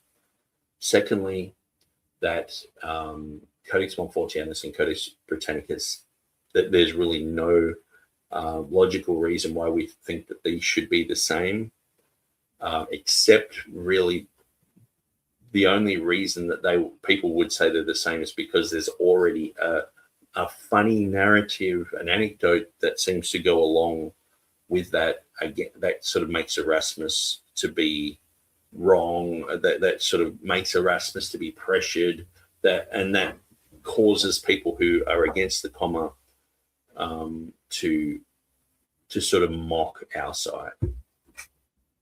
So I think we've done quite a bit of work there. This was said, this Chi reading erroneously added here in the Apologia, but removed for the annotations. That seems to have been debunked by Heffen himself. And so I read through those last time. Now we are going to another section. So we're sort of changing gears. Now I am going to grab this Latin here and put it into ChatGPT. So then we've actually just got it.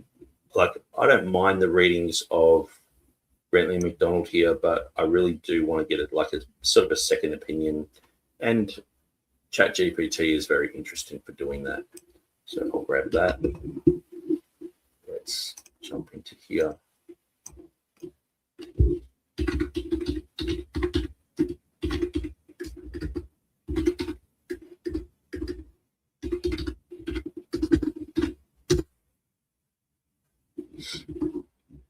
Okay.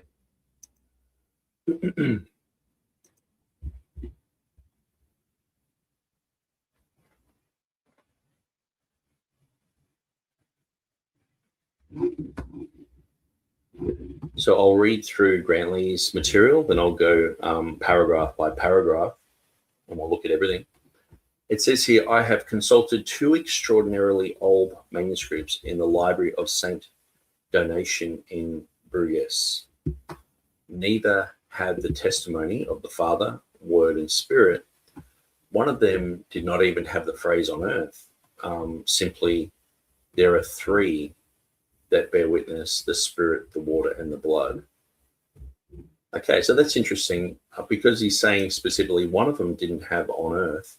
That perhaps means the other one did have on earth, which is interesting because if it does have on earth, that means, because that's part of the comma, anything that mentions heaven or earth, that's omitted in the modern Bibles. That's omitted in a lot of the Greek. So having earth there, it's like, oh, there you go. That's interesting. So 2 extraordinarily old manuscripts in the Library of Saint Donation. So I'll read what ChatGPT translates that as. It says, nevertheless, I suspect this manuscript, or okay, that's the first line. I consulted 2 Latin manuscripts of remarkable antiquity in the Library of Saint Donation at Bruges. Neither contained the testimony of the Father, the Word, and the Holy Spirit, nor did one of them even add the words on earth. So that means one of them did. That's interesting. So one of the reasons why he would have on earth there is not only just because of the British Codex, but also because of one of these manuscripts that he saw in the Library of Saint Donation, which is interesting. That's more evidence. For 1527, it says, in both copies at Constance, after the testimony of the water, blood, and spirit was added the testimony of the Father, Word, and Spirit with these words, just as in heaven there are 3, the Father, the Word, and the Spirit, and these 3 are one, neither the words give testimony nor the pronoun these were added. Okay, so this is his 1527. He's saying in both copies at Constance. Now, is Constance the same place? It doesn't seem like it. I'm just going to Google what Constance actually is. It might mention it in the footnotes down the bottom, but the footnotes down the bottom tend to go, they catch your eye and they lead you on a wild goose chase. And so I want to sort of just read calmly through this, and then we'll get into the weeds. Okay, so this is a city in Germany, Constance. Okay, let's Google map that. Okay, city in Germany. Let's zoom out.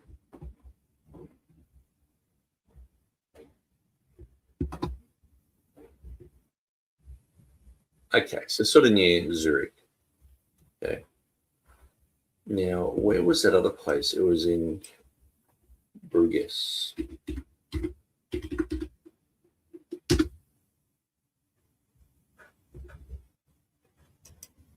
It's in Belgium. Okay, so definitely different places. So that's quite interesting because I hadn't noticed this before, even though I've read through. Okay, so it's not far from the UK here, and it's near Antwerp and near Amsterdam. And so here's Rotterdam, where Erasmus was born. So I just thought I'd show you that. This is a completely different place, but so quite a distance away. So he's investigating these places. Let me shut that down. So we have these 2 extraordinarily old manuscripts in the Library of Saint Donation in Bruges, which is near the coastline there.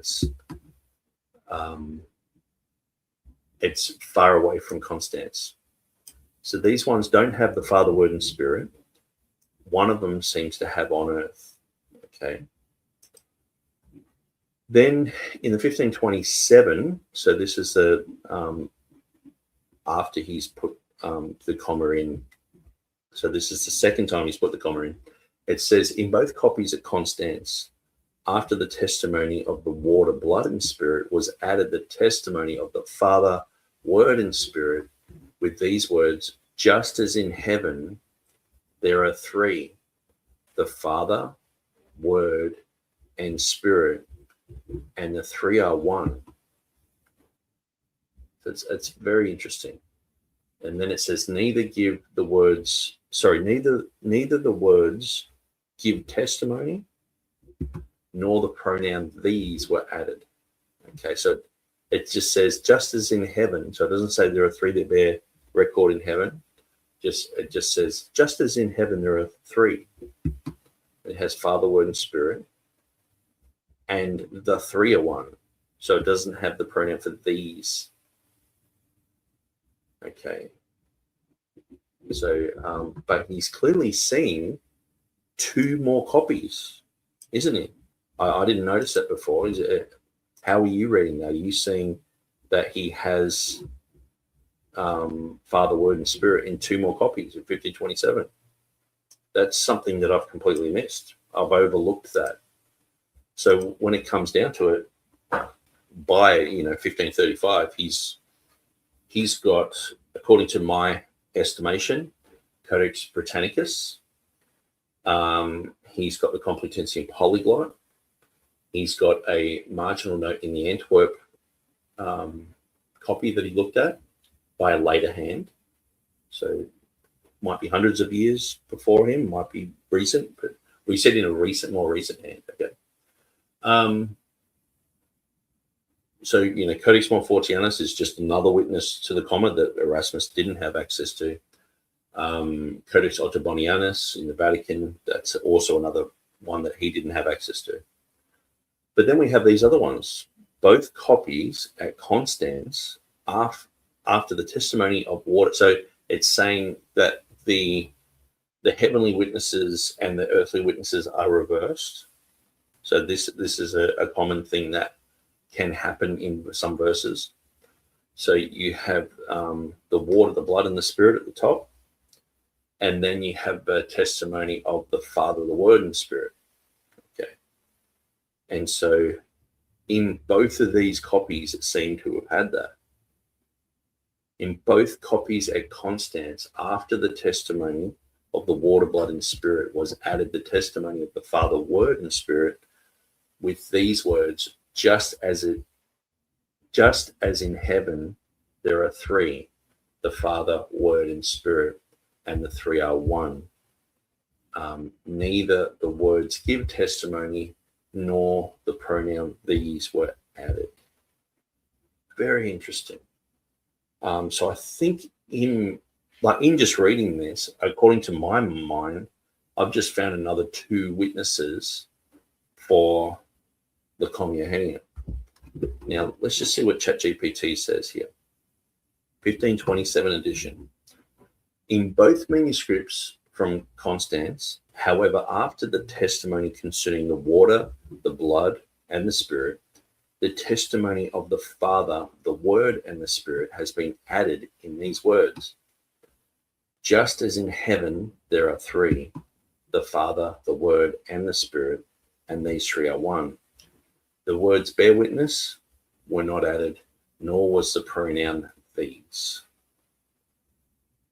Okay, so that chunk of that paragraph has just made my brain explode. Voluntary says, do you know where we can read the full annotations in English? If you download Raising the Ghost of Arius, this one that I'm reading here, that is the full annotations on that document. At the end in the annotations 2. So I'm on page 382 with this one. And so it is open access. Yes, I think I just found the link. Hopefully I can just share that and you can just straight away download it. It might actually be downloading now. No, that's just the link. Yes, perfect. There you go. All you have to do is just click on where it says full text and it will it'll download it as a PDF for you. And the good thing is he has it in Latin above. So he has one page of Latin and then he has a page of English. So, okay. So he has actually written this he's written this in Latin. So obviously these are not Greek manuscripts. For some reason, the way that I was reading that was he's looked at these manuscripts and they're Greek, and there's just something overlooked. But obviously he's talking about Latin manuscripts, okay? So because it has Latinos here, so maybe he did clearly say that. Let me just see what. Yeah, I consulted 2 Latin manuscripts. Okay, there we go. So he's definitely dealing with the Latin manuscripts. My bad. I'm just getting carried away. And then he saw literally Patris, Verbi Spiritus, but yeah, one of them doesn't have the word, so that would be so one of them does have the word, but one of them doesn't have the word. So having the Comma Johannine in 95% of the Latin manuscripts, that's not a surprise. Okay. Then he's found in other Latin manuscripts, but it's not really mentioned exactly there, but it does seem like this Latin bit here is like a heading for this section. He's found that it said the Father, the Word, and Spirit. So it just basically has the words interchanged. So it says the earthly witnesses first and the heavenly the earthly witnesses first, the heavenly witnesses second, which is common in some of these Latin manuscripts that I've looked at. Okay. That makes more sense, because I was just like, what? Is this in Greek? But it's because it's translated. So instead of putting in the translation there, but I guess maybe that's why I should be looking at the footnotes on the way through. It would probably just say this is Latin. And I won't come to these silly conclusions, but let's continue. Okay. Have a sip of water.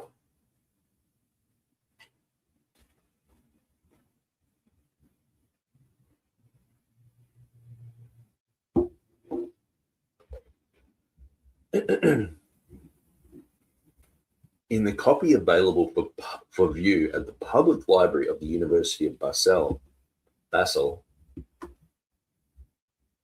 the testimony of the Spirit, water, and blood does not occur. Okay, so that's interesting. So he saw this other one, and he couldn't find the testimony of the Spirit, water, and blood. Okay. ChatGPT says of that one, in the manuscript supplied by the public library of the University of Basel, there was no testimony concerning the Spirit, the water, and the blood. And then we see, additionally, Paulus Bombasius, a learned and honest man, made a literal transcription of the passage at my request from a very ancient codex in the Vatican library, in which the testimony of the Father, Word, and Spirit is not mentioned. So this is usually seen as Codex Britannicus. Okay. If the authority of antiquity impress you, the book was extremely old. If you are impressed by the authority of the Pope, it is his library from which this witness was sought. So that's where, Erasmus is again defending himself. He's a bunch of people saying, oh, you're anti-Trinitarian because you didn't write the comma down in your first 2 editions. And it's like, well, okay, well, the Pope's got this in his library. Go and call him anti-Trinitarian and see how it goes for you, you know what I mean? But let me just read that again. In ChatGPT, it says, furthermore, at my request, Paulus Bombasius, a learned and trustworthy man, copied the passage for me, word for word, from a very ancient manuscript in the Vatican library, in which the testimony of the Father, the Word, and the Spirit was not found. Okay. Then it says, if the authority of antiquity carries weight, the manuscript was extremely ancient. If the authority of the Pope carries weight, then the testimony was obtained from his own library. Okay, so that's what Bombasius wrote to him. Now, in my mind, I'm just thinking, because we're in the Latin type of section, how does that read? Is he actually talking about Latin here? because he hasn't got that written out in Greek, which is interesting. So he's saying Paulus Bombasius. He's saying, okay, this manuscript is from the Vatican.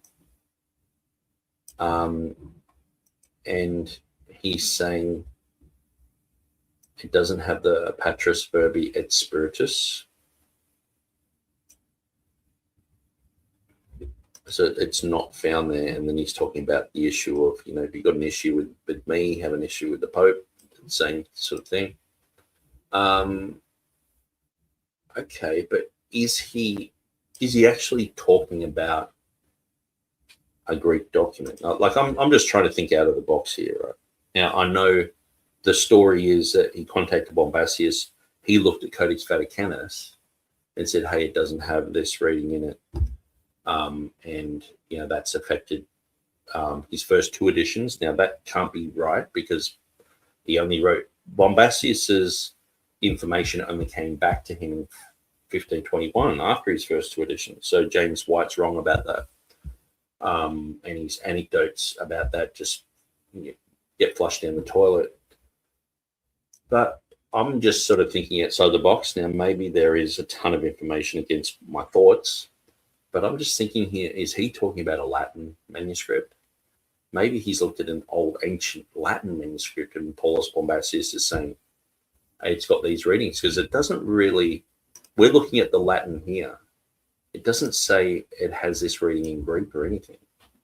And it does seem like, firstly, he's written Latin here. Now, I mistakenly thought he was talking about Greek here, but when you look at the Latin, it's definitely, he's talking about the Latin here. Again, and then he's talking about, another one that omits the spirit, the water, and the blood. But then he's talking about this other one from the Vatican Library. Why all of a sudden would he be talking about a Greek manuscript again? So my little, thinking outside of the box radar is going, hey, maybe people have been reading this wrong. Maybe it's actually, he hasn't looked at Vaticanus. Maybe he's actually looked at a Latin manuscript. But I will have to, that's just a thought thrown out there. I'll probably look like an idiot, and someone will just go, no. Bombasius has a book here, and he explains this, or this is proven by Erasmus himself wrote this later on, and blah blah blah. But this is just how it's looking to me. I'm just trying to read this at face value without all the presuppositions, without what anyone else has said. Just trying to take these words completely out of historical context and everything, and just going, it does seem like he's saying this. And notice here we've got, say, Grantley MacDonald's writing that out, like that's verbatim saying that in Latin, but it's not really saying anything verbatim here, because it's like, well, it can't be, because he's talking about a Greek manuscript, isn't he? So anyway, that's just me, my little thoughts. Okay.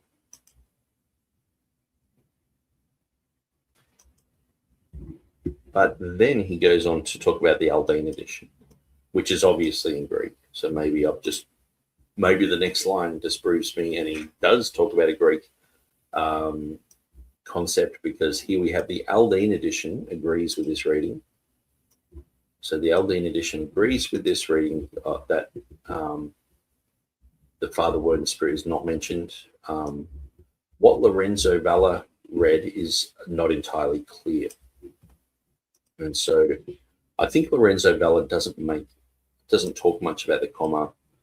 He does seem to mention, I think, about verse 8, but not verse 7 or something like that.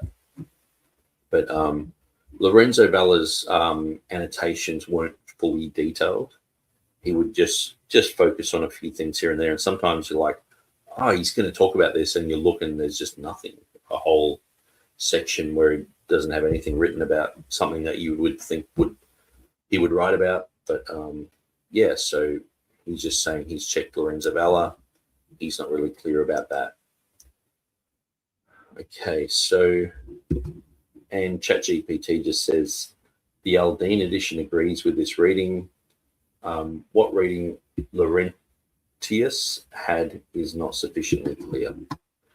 Okay, so let's go through some of Grantley MacDonald's comments here. Now, obviously, Grantley MacDonald, let me just give you a caveat. He is an atheist. He doesn't believe in Christianity. Thinks fundamentalists are dangerous, and so thinks we're just like jihadis, really. And so it's quite a strange mix. And what's interesting, I found Grantley MacDonald's article was run by the Bible Societies. So it's against 1 John 5:7, and the Bible Societies have given him a full platform to just say anything. And it's like running a Bart Ehrman thing. Sure, he might say something that's correct, but it's like, why are you going with this guy? It just boggles my mind. And here's the Bible Society. They've got someone who hates Christianity doing articles for them. And says fundamentalist Christians, especially creationists, are dangerous, Anyway, it says Erasmus was evidently aware. So this is footnote 1. Okay, so that's actually part of last week's thing. Even before seeing the Complutensian Bible, which we just disproved, he did see it, that Aquinas suggested that the phrase, and these three are one, was added by Arians to make it seem that their unity was only one of testimony or intention, not one of essence. As a result, this phrase was subsequently omitted from many Latin Bibles. The unusual omission of this phrase in the Greek text of the British Codex made Erasmus suspect of its authenticity. Okay, so the Complutensian Bible, they're saying that, and these three are one, the phrase at the end of verse 8, that Arians had actually added that. And so this caused a problem. The unity was only one of testimony or intention, not one of essence. As a result, this phrase was subsequently omitted from many Latin Bibles. The unusual omission of this phrase in the Greek text of the British Codex made Erasmus suspect to its authenticity. So I think that I would agree with that. So Erasmus is just seeing that Codex Britannicus doesn't have this certain reading, which is usually an omission from a Latin Bible. So that made him suspect on it. But that's all that he mentions. So anyway, we've gone through a lot of that material. I don't really want to go back and rehash a whole bunch of stuff about Codex Britannicus. So footnote number 2. So what is this one? Footnote number 2 says about the 2 Latin manuscripts in Bruges. Now notice that's where I got stuck. He says, I have consulted 2 extraordinarily old manuscripts from the library of Saint Donation in Bruges. So he actually, this is why I got confused. Now I'm going to blame Grantley for this. Notice it says Latinos. And if you read ChatGPT, it says I consulted 2 Latin manuscripts. That's where I got stuck because I'm reading Grantley's English here and I'm like, it's just 2 old manuscripts. And I'm thinking, oh, is that, are they Greek?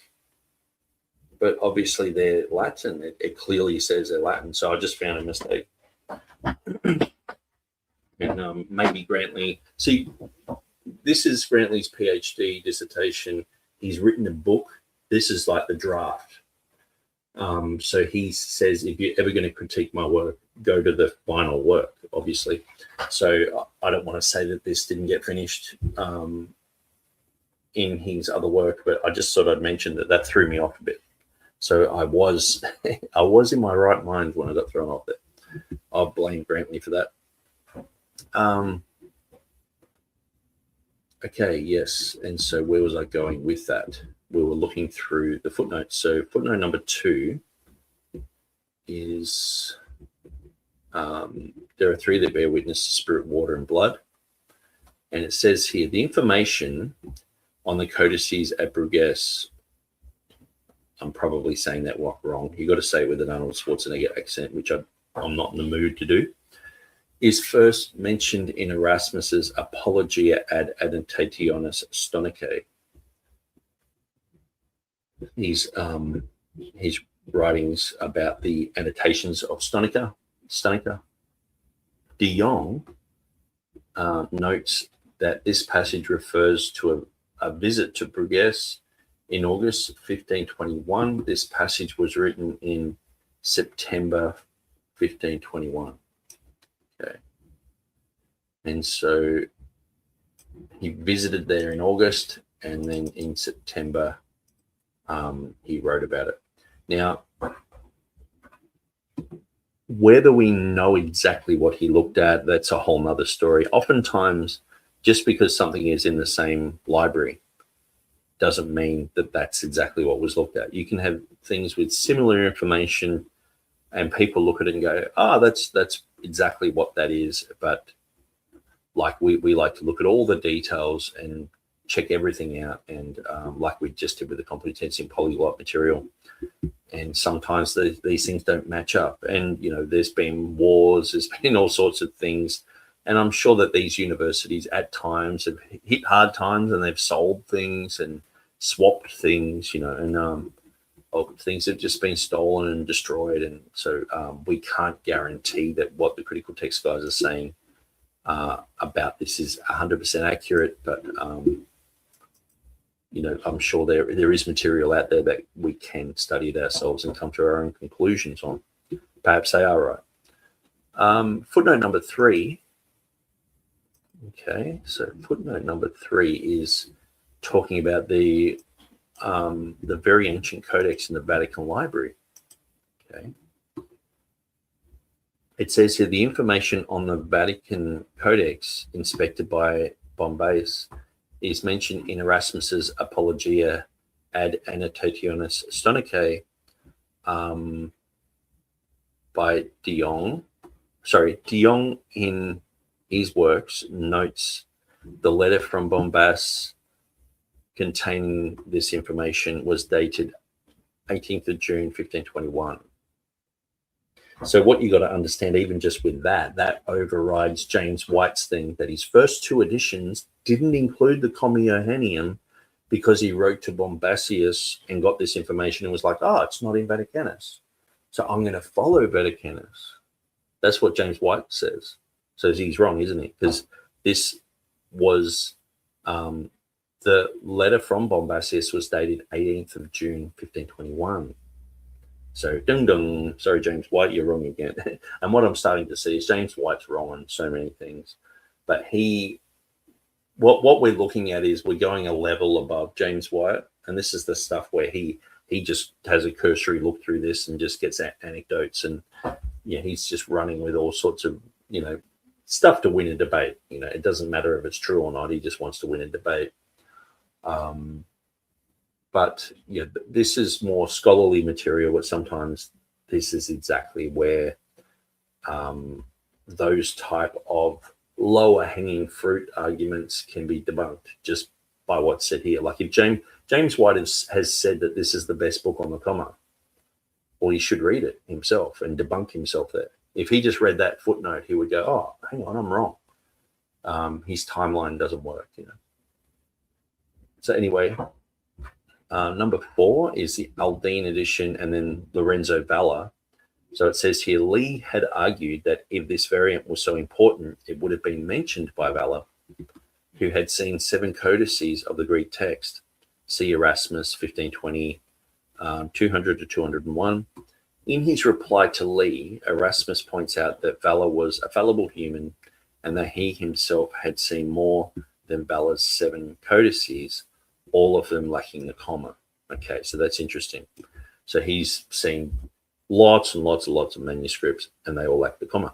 But here again, inadvertently, these things are saying information which is very valuable to us, because haven't we heard that Dan Wallace will say Erasmus had 5 manuscripts.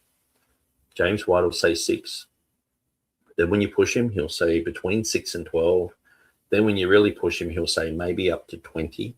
Well, here he's saying he's got more than 7, just on the comma. And when I say more than 7, he says he had seen more than Vala's 7 codices. So if Vala saw 7, perhaps this could be 20, this could be 50. Even just in this, you can see just he's got access to a lot of things that people aren't even really talking about. So it's quite interesting. And so, yeah, very, very interesting. So talking about Lorenzo Valla, he had 7 codices. Erasmus is saying, look, Vala's fallible. And Erasmus is saying, I've looked at more than Vala's 7 codices, all of them lacking the comma. So he's specifically looking for 1 John 5:7 readings, and he's seen more than 7 just there, let alone like and I guess people will put a caveat there and say, oh, well, we're only talking about his first edition, this type of thing. But usually, like Dan Wallace will say, he only had access to 5 manuscripts, and that the King James is based on 5 manuscripts, this type of thing. And it drives me nuts. But anyway, Holy Stream Guard says, as a critical text scholar, White should be reading the footnotes. Absolutely, he should be. Okay, so let's go through a little bit further. I think we've sort of covered that, unless there's something that you guys have seen that I haven't seen. Now, I think we start getting into the Complutensian, yes. So what you got to understand too is this is in his 1527 edition. It's not in his 1522. Now, as I was mentioning, I believe that he did use the Complutensian material, but he didn't put in all this detailed information in his annotations until the 1527 edition, simply because to add this to a bunch of stuff that he had already sent off to the printer is quite a huge task. And so, like I said, it's like changing an Adobe PDF. You change one thing and everything goes out of whack, So let's read through this and let's look at what he says about the Complutensian Polyglot. And I think I'm probably going to go for another 2 hours. I need some more water. We've got winter here in Australia. We're sort of in, I guess you guys are in the middle of summer in America. We're in the middle of winter. It doesn't get that cold here. It gets down to like, 5 or, at night, but usually up to like 18 during the day. That's Celsius, of course. And, but we tend to have heaters on and it dries your throat out.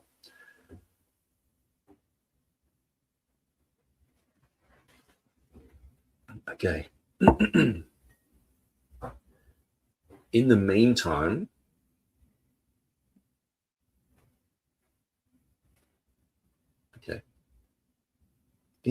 the Spanish edition has been brought to me. Okay. So notice he said in the meantime. I wonder, I'm going to ChatGPT this section and translate it. It might just say a word that's, sometimes these Latin words carry a whole bunch of meaning that you can easily translate it as, how it would be normally. But sometimes, like in the meantime, might be a specific type of word. But let's just throw that into ChatGPT.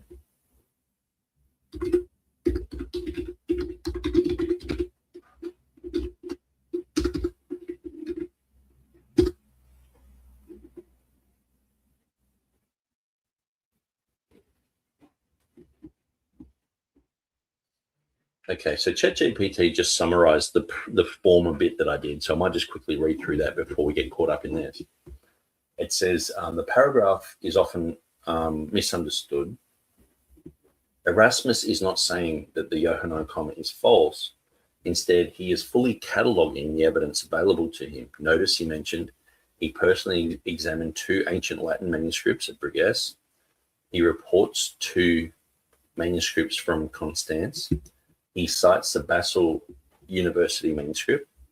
He commissions Paulus Bombasius to collate an ancient manuscript in the Vatican. He compares these with the Aldine Greek edition. Finally, he remarks that Laurentius' reading remains uncertain. So that's Ballard's thoughts on that. And then it says, this is classic humanist scholarship. Erasmus is gathering every witness he can obtain before reaching a conclusion, weighing manuscripts, printed editions, and reported readings rather than relying on a single source. This section provides a valuable window into his textual critical method and demonstrates the care which he evaluated the evidence. Very good. Okay, so let's go through this translation. ChatGPT says this is one of the most significant sections of Erasmus's annotation, because he begins comparing the Complutensian Polyglot with the Codex Britannicus, and generally understood to be Montfortianus, wrongly. Here is a faithful, reliable translation. Then it says,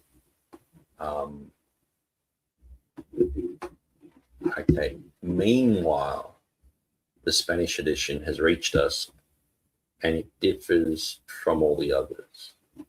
Okay, so I'm going to get the English translation of this down below. So it does seem it just means meanwhile, in the meantime. So meanwhile,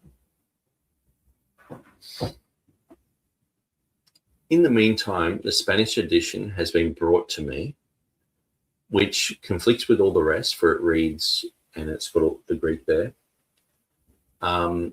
First of all, the exemplar which the Spanish have followed, which, if I'm not mistaken, they obtained from the very same library, differs from the British Codex in this respect, that here the articles are added, hopata, hologos, toponuma, which were not given in the British Codex. Okay. So it's talking about the articles, the ho, pata, ho, logos, to, pneuma. So the British Codex doesn't have those.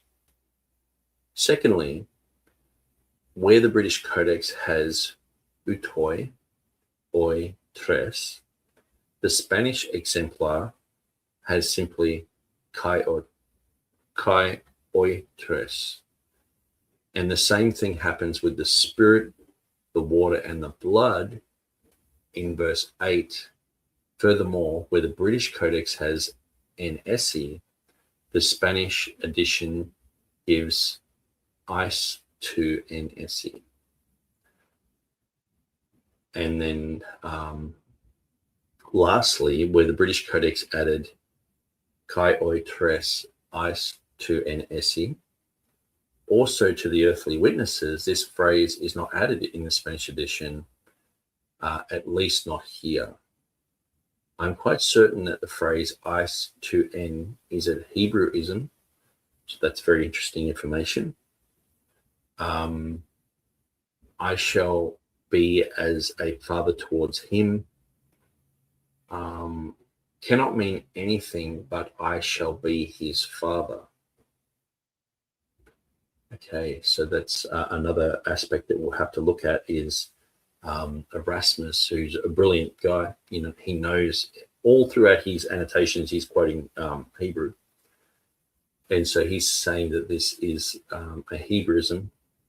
Now, understanding that John was a Hebrew, like say if you look at the Gospel of Matthew, if you want to really translate Matthew properly in Greek, you should understand Hebrew, because, well, pretty much to really understand how things should be translated in the whole entire New Testament, you got to understand that all of the writers of the New Testament were Hebrews. Now, some people say Luke was a Gentile. I think he was a Hebrew. I think there's evidence for that. But they were saying idioms in Hebrew that get carried across into the Greek. So you've got to really understand the Hebrew to understand why the Greek's saying that, and then translate it over.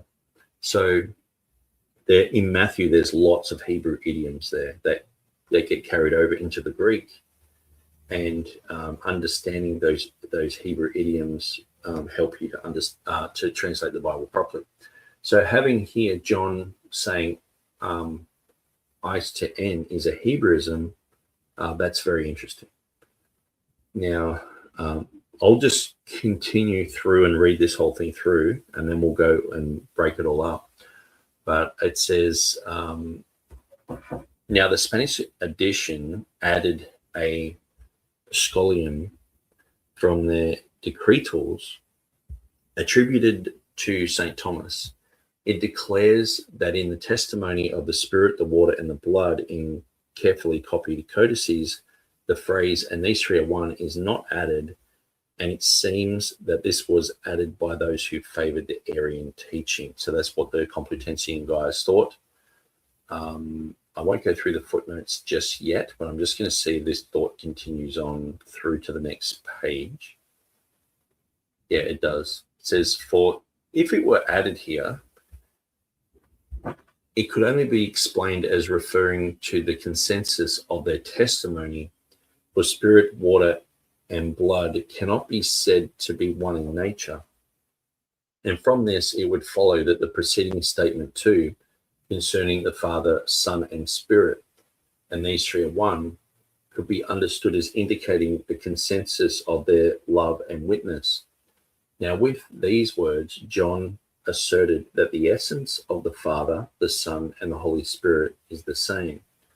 First of all, what they infer is very true, that the nature of the Father, the Son, and the Holy Spirit is most simple and indivisible. If this were not the case, the Son would not really be born from the Father, and the Holy Spirit would not really proceed from the Father and the Son, at any rate as God from the substance of God. So he's getting into all the theology behind that footnote that's in the Complutensian Polyglot Bible. Okay, so let's just continue on, because it does seem like this is more to do with theology and explaining about this Arian issue. It says, so far we have dealt with what can be inferred from the verse, but here we are clearly dealing with the reliability of witness, not about the substance of persons. For if this word one in many other places means agreement rather than unity of an individual, what is so strange in our interpreting it here in a similar way?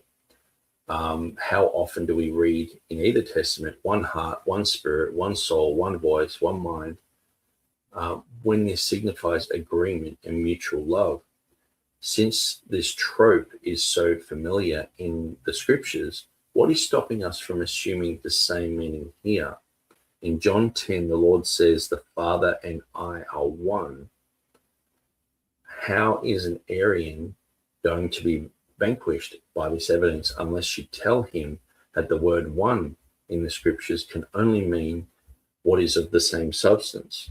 Now, since the scriptures provide innumerable passages which teach that it can be understood as referring to consent or mutual love, I fail to see how far this will help to confirm the opinions of the Orthodox, small o, or to repress the stubbornness of the heretic.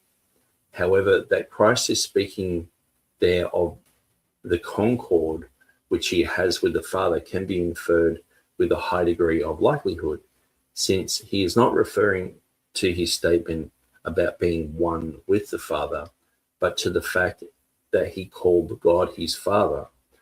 and was thus in an extraordinary fashion calling himself the Son of God. And in John 17, he says, Holy Father, protect them in your name, whom you have given me, so that they may be one as we are one. Let's continue down. And again, that they may all be one as you, Father, in me and I am in you, they also be in us. This entire passage deals with the consensus of love and witness, and whether we want to or not, we are compelled to interpret that word one in some other way than referring it to the divine persons. Therefore, this passage does not constrain us unless the authority of the Orthodox, small o, and the prescription of the Church compels us by teaching that this passage cannot be interpreted any other way. For it is pious always to submit our thinking to the judgment of the Church as soon as we have heard it make a clear statement. But in the meantime, it is not wicked to investigate the truth, though without causing contention, as God reveals different things to different people. Okay, that's interesting, because he's the Complutensian Polyglot, guys. Now, let me just say something. The Complutensian Polyglot, people say, oh, it's just a back translation from the Latin. That's just something they say. Well, why then does it depart from the Latin in about 1,000 places? They were obviously going to Greek manuscripts, you know. That's just another anecdote about these Bibles of that era. But here's Erasmus. He's saying, look, he's differing from the guys in Spain, and his reading is different. He does have that ending where it says these three agree in one. And he's saying, well, the Complutensian guys didn't go with that reading, and they have a huge footnote talking about how perhaps it's an Arian inclusion, so they're worried about that, and so they omitted that themselves.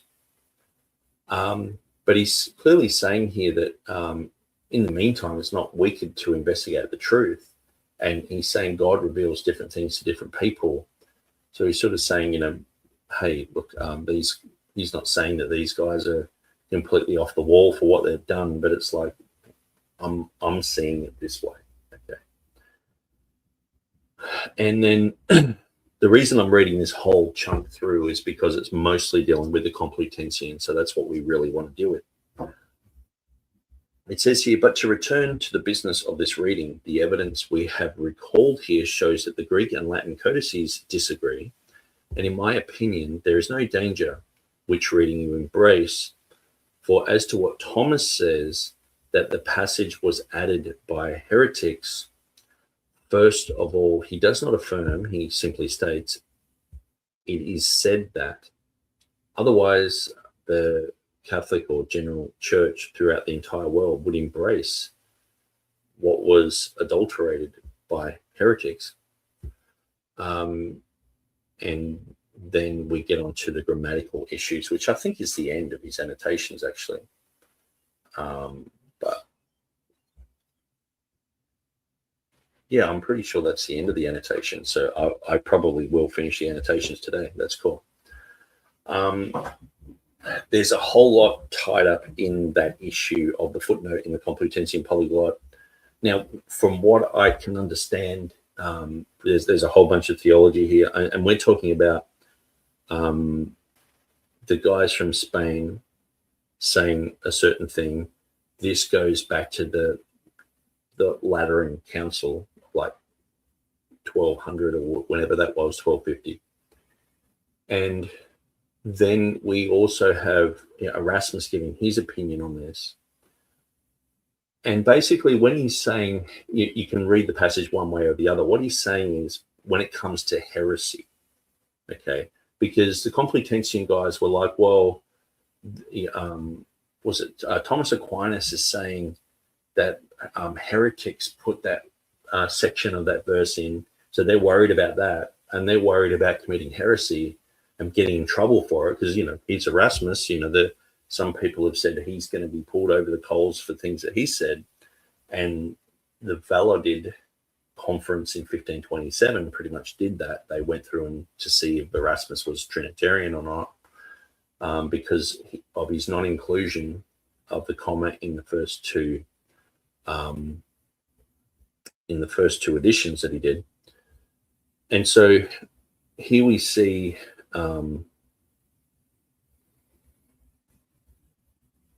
so Thomas Aquinas is making these statements. The Complutensian guys are worried that if this is heretical, we don't want to put it in. So they don't, and they have this huge footnote there about it. Erasmus is like, look, guys, I think that is the reading. And he's basically saying, look, if you read it either way, it's not going to make you a heretic. Okay. I think he's not really saying, hey, you can just read it either way, like, hey, you can just have a ESV on one side and a King James on the other, and it doesn't matter. They're, Mark Ward position, they're all the same, sort of thing. What he's saying here is it's not really the magic bullet against Arianism or for Arianism having the spirit, water, and blood being one or not being one. It's like, look, yes, it does sort of mess up the passage, but it's more so the issue when he talks about I and the Father are one. It's how you interpret one. Because if we see that as a Trinitarian verse, now a lot of people do see it as like a verse that says I and the Father are one. They are, they're both Jehovah God, sort of thing. Now, but then he says, make them one as we were one from before the foundation of the world, sort of thing. And it's like, are we going to be part of the Trinity? What's going on with that? But there is a certain truth to that as well, because we become the bride of Christ. So we become one flesh with Christ, who is one with the Father. So it's interesting. There's a whole lot of interesting, deep theology behind this. And one guy, I was listening to Tommy McMurtry the other day, and he had a guy on, and I think he was the guy who Stephen Anderson had this guy who was sort of became a bit of a modalist or something in his church, or this is what I only know the Anderson side of things, or I don't even know that issue really. It's really what Tommy McMurtry said about it. But it seems like he caused a bit of a kerfuffle and was saying, hey, Anderson's teaching modalism, but then Anderson had to defend himself, and obviously Anderson gets the cricket bat out and starts being psycho. But this guy, when I'm listening to him, he's saying a lot of interesting stuff, but there's something there that's just not sitting right. But then there's some things that are sitting right. And I'm like, but he definitely sounds like a modalist. And so anyway, I subscribed to his YouTube channel. I thought, well, I'll go through all his material before the Comma conference and just listen to it. Now, he's made about 500 videos. So when I say I'm going to go through all his material, it's like, I'll probably get through 10 of his videos, in reality. But yeah, I thought I'd listen through his stuff, and he critiques Anderson quite a lot. And he was on Tommy McMurtry's show recently talking about this issue.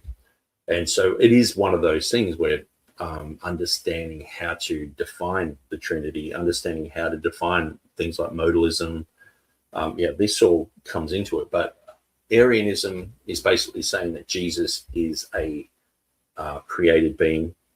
And so the Complutensian guys saw that perhaps this is a heretical statement that's crept into the Bible in verse 8, where Erasmus is saying, look, I don't think so. And he's saying, look, I don't think that causes a heresy anyway. So that's how I'm viewing it. Maybe you're viewing it different. I'll study back through all this stuff and go through it and, I guess, sharpen my pencil on that. But I really wanted to sort of get down to the end of that Complutensian material before we go back and just start going through some more stuff. Now, let's go back up to where we started from, talking about the Complutensian Polyglot. Now, Blues Fusion is in the house and says, who would have gone to the extreme expense to forge a brand new perfect copy with the comma in it? There was no guarantee that Erasmus would actually use it, and no one could predict his final product. exactly. And Blues Fusion again says, he says, continued, his final product would become the TR. That's a year worth of work that could have been for nothing. Yeah, imagine if he was like, oh, that's hot off the press, But it's like he did all this and knew that it's going to be put in front of him and like, hey, Erasmus, you better put this one in. Look, we just found this. And he's like, oh, drat. It's like a Scooby-Doo narrative. It's like, oh, if it wasn't for you pesky kids, I would have got away with it, sort of thing. It's like one of those really dumb, it's another dumb anecdote, which just, so when I hear it, I'm like, I cringe. I go, that sounds silly. But because scholars are saying it, we've got to go with the consensus. Yeah, good point. Thanks, Blues Fusion. So let me read through this. Maybe I should grab this in ChatGPT. Let's see what it says. It says, meanwhile, the Spanish edition reached us, and it differed from all the others, for it reads as follows: for there are three who bear witness in heaven, the Father and the Word and the Holy Spirit, and these three are one. And there are three who bear witness on earth, the Spirit and the water and the blood. And it doesn't have these three agree in one in that manuscript. First, this copy differs from the British manuscript, which, if I'm not mistaken, the Spaniards followed from a manuscript obtained from the same library. Now that makes my little curiosity bells go off. Is that saying that the Codex Britannicus comes from the same library?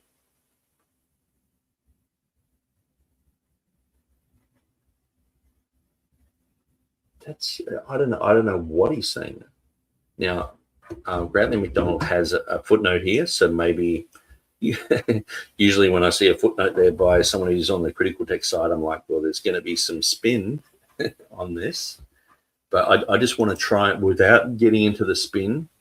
Probably already heard the spin and know it, but it's like I want to relax and just go, okay, this is just what he said. Let's just see what he's trying to say here. So I'll read to where he's talking about the end of verse 8 in ChatGPT, and then I'll read back through this edition of Bradley McDonald. And so,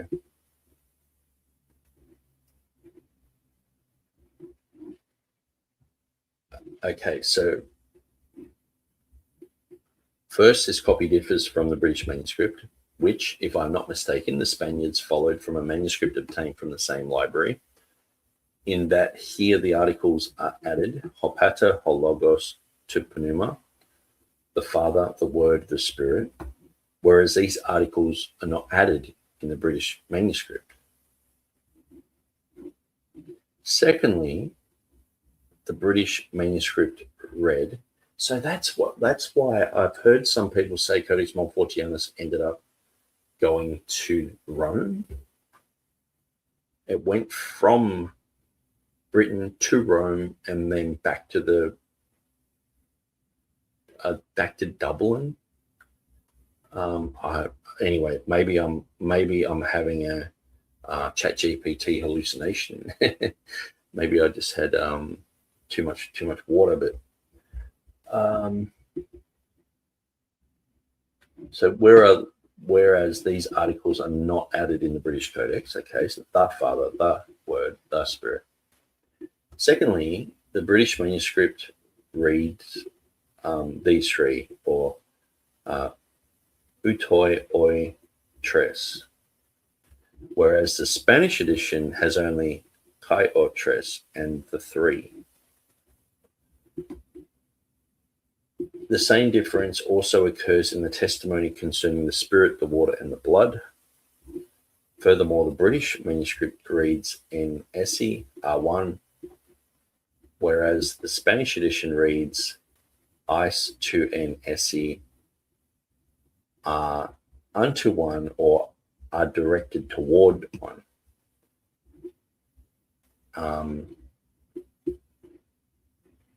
Okay, so that's that chunk of text, that paragraph there. So let me just read this in Bradley McDonald's. It says, "In the meantime, the Spanish edition has been brought to me, which conflicts with all the rest, for it reads," and then it's got all the Greek there.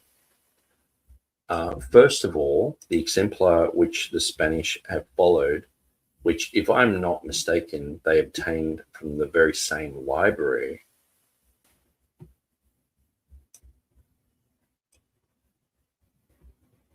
Okay, so perhaps because in context he's talking about Bombasius and saying that there was a Vatican library, so the antecedent for library here would be the Vatican library. So that's perhaps why he's saying that. Now I'm going to sneak down to footnote number 1. It says that is from the Vatican Library, repository of Codex B, which Erasmus had just mentioned. Yes, that makes more sense. Okay. So it differs from the British Codex in this respect, that here the articles are added, ho, pater, ho, logos, to, pneuma, which were not given in the British Codex. Secondly, where the British Codex had utoi, oi, tres, the Spanish exemplar had simply kai or tres.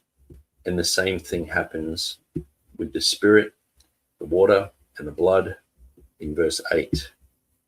Furthermore, where the British Codex had en esse, the Spanish edition gives eis to en esse. Okay. So, as was mentioned earlier, some of these things have been brought up by Hepburn Jones, that apparently there's a bit of a mismatch here with what he has said earlier. So I am going to do that during the week. I just don't have time to put all that together right now.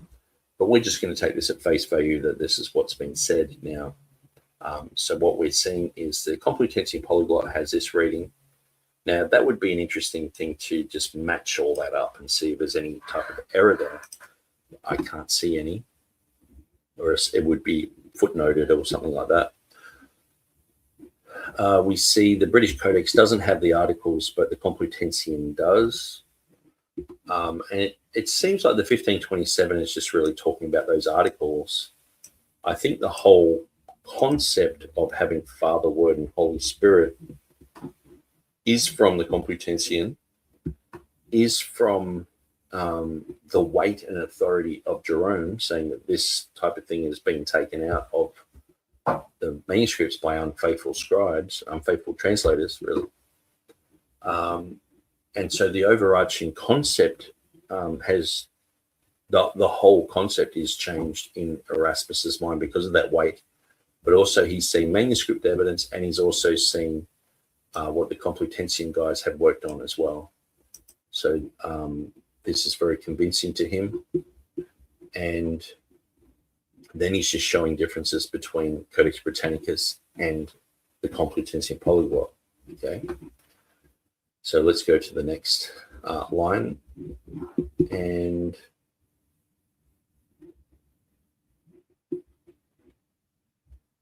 it says, ChatGPT, firstly, I'll just read this next chunk of text. Secondly, the British manuscript read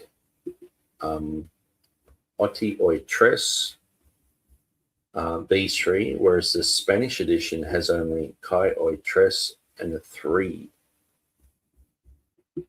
The same difference also occurs in the testimony concerning the spirit, the water, and the blood. Furthermore, the British Codex reads, I think it's actually giving me more commentary on that. Actually, no, sorry, I was in the wrong spot. It says, finally, the British manuscript also added the testimony on earth, Kai oi tres, eis tu en esse, and the 3 are unto 1, whereas this was not added here in the Spanish edition. For my part, I think the expression eis tu en arises from the idiom of the Hebrew language. And it was interesting. Someone was in the chat the other day showing where you look for the word one in Hebrew and how that is relates to the Shema. Our God is one. You're looking for, sometimes one is just a number, it's number one. Sometimes it's a grouping. Very interesting word. And so that's something that I need to study. And then it says, for the words, I will be to him for a father, can mean nothing other than I will be his father. Okay. So here, Grantley MacDonald has, lastly, where the British Codex added kai oi tres eis tu en esse, also to the earthly witnesses, this phrase is not added in the Spanish edition, at least not here. I'm quite certain that the phrase eis tu en is a Hebraism. I shall be as a father toward him cannot mean anything but I shall be his father. Okay, and then we're going on to the issue of St. Thomas of Aquinas, which is sort of like a whole issue in itself. And so I guess maybe we will talk about it more. I mean, I've just read through, like 2 pages of information on that. But I will go through these footnotes. Okay, so what was footnote 1? Footnote 1 was talking about the same library. Yes, we looked at that. So that was saying the Vatican Library. Footnote 2 is dealing with, it's not in the Spanish edition, at least not here. So then it says, number 2, Erasmus makes 2 further mistakes. Okay, so this, so these 2 mistakes, when he's saying further mistakes, he said earlier that he has an and there, that's a mistake, but that has been disproven. So these further mistakes, that I don't know, I'm going to check and see if these are mistakes. Maybe I'll prove that now, or maybe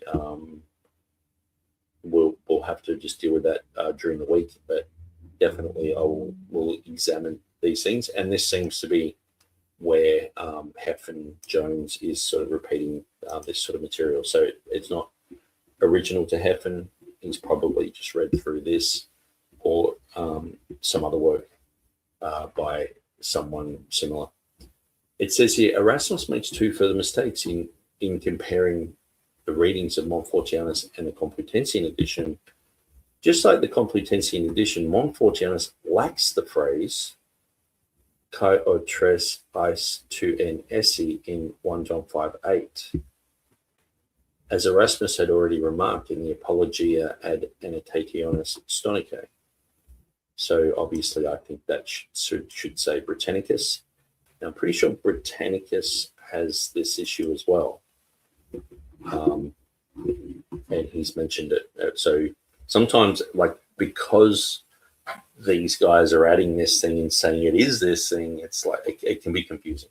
It's like if someone just came along and said World War I is World War II, you're like, and trying to get into their shoes, you're like, yeah, well, I guess Hitler fought in World War I, but he sort of was in World War II, but not as a soldier, but it was in World War I. You just like, you get to these bits and you just like how you look like that lady with all the numbers passing by her face, trying to figure out, the square root of something.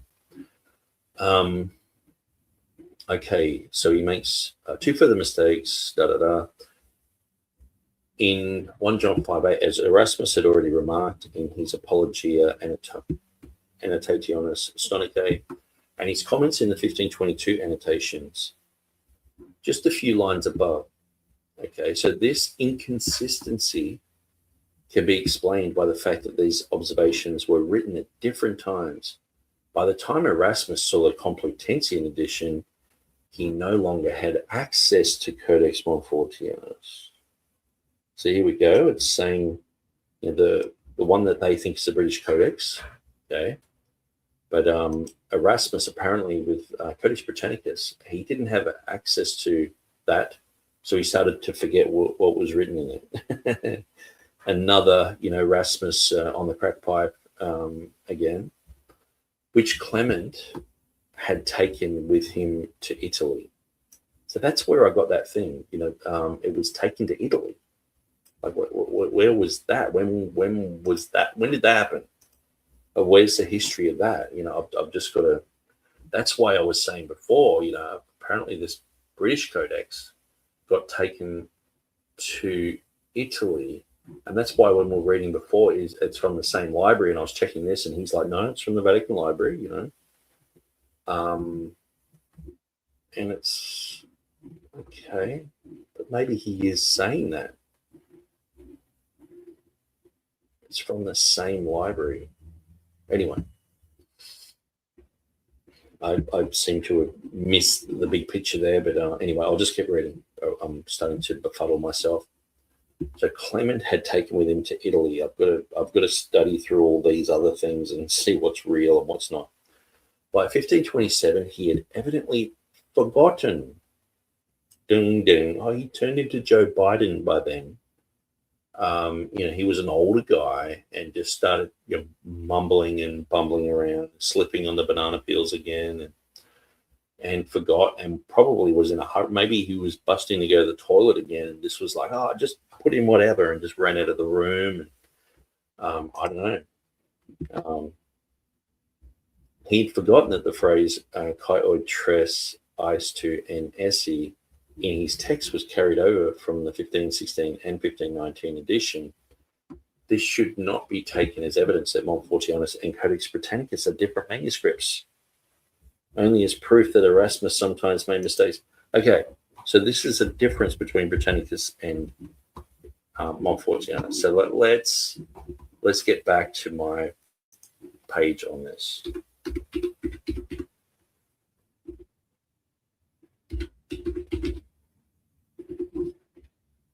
Okay, let's go to Textus Receptus.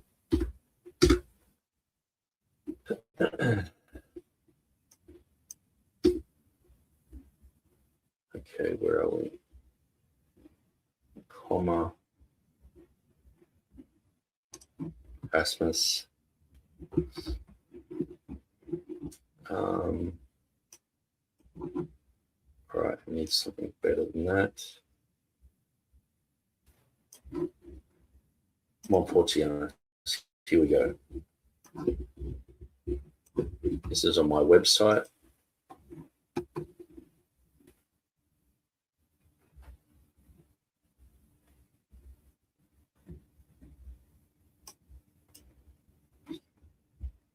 Okay, so Codex Montfortianus. Let me just see what it has here.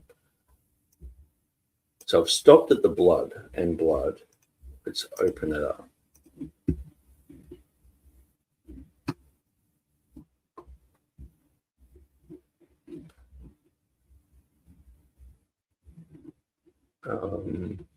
Okay, the blood finishes there. Spirit, water, and blood. E10, Maturian to Anthropone. So the witness of God is greater. If we believe the witness of man, the witness of God is greater. Okay, so it does have Chi Ama and it doesn't have these three are one. These three agree in one after that. Okay.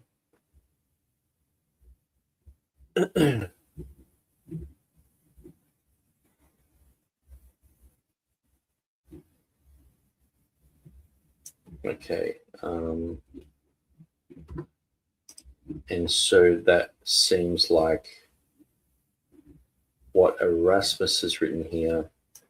Codex Britannicus doesn't have that reading either. Okay. And then I've compared on the Codex. The British Codex, I call it.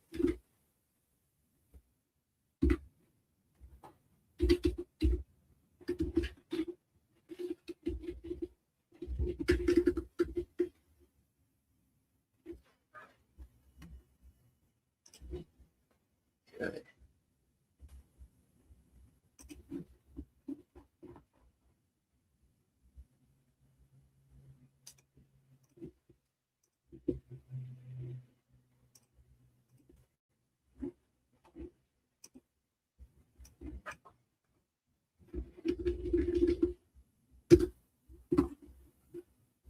Communing articles. Actually, it's not in here. I know, because I haven't put it in yet. Maybe it's down here, British Codex. No, I've just got to put it in because I'm going here so often, and it's just this isolated one that I'm always referencing, but I never can find it, and it just wastes so much time. So right in front of everyone, I'm going to show you how I edit my site again. So let's go to, just copy that. Let's throw that into, oh, that wasn't supposed to happen. Undo. Let's copy that one, copy, paste, and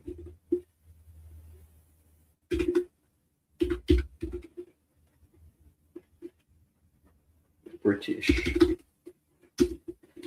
Codex. I'm pretty sure that's what it's called.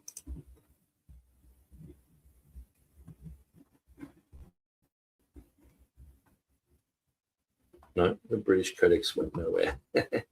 How am I going to find it? Okay, I'll search for it. Okay. British Codex. Here. Okay, I don't know why. I must have spelled it wrong. Let me just change it back to that. Edit. Go down.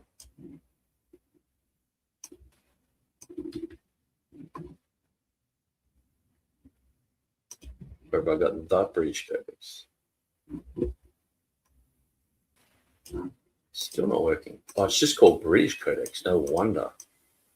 No wonder I can't do it. Okay, I'm going to show you something really fandangle.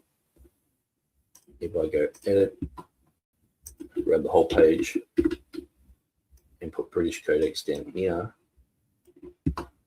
and then go Johannine Comma and British Codex, enter, then go here, then go here, and then go save. I did it. Johannine Comma and British Codex, that's better. And I'll just have to delete British Codex, or better still, I can go back to British Codex. Sorry to do this in front of you guys, but if I don't do it now, I'll never do it, and I'll forget, and next time I'll just be stuck again. So this page can be completely erased, and I'll put in a fancy little symbol and redirect to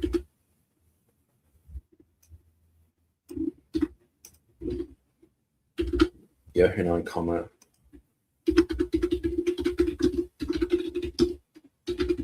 and British Codex.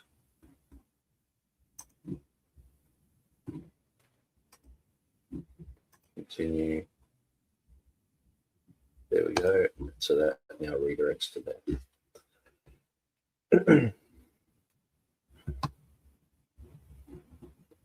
All right, so we've got all that written out by Erasmus in the context.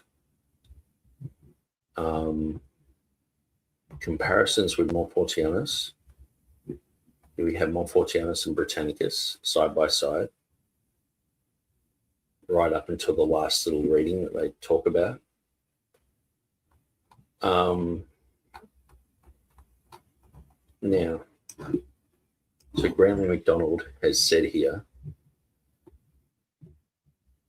by 1527, he had evidently forgotten that the phrase kai oitres n to n esse in his text was carried over from the 1516 and 1519 edition. Okay, so that's the ending of verse 8. Okay, so apparently he's forgotten that he did that, and he's assumed that it was on the British Codex. Okay.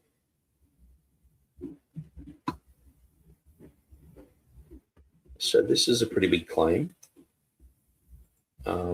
This should not be taken as evidence that Montfortianus and Codex Britannicus are different manuscripts, only proof that he sometimes makes mistakes. Okay. So he says, lastly, where the British Codex added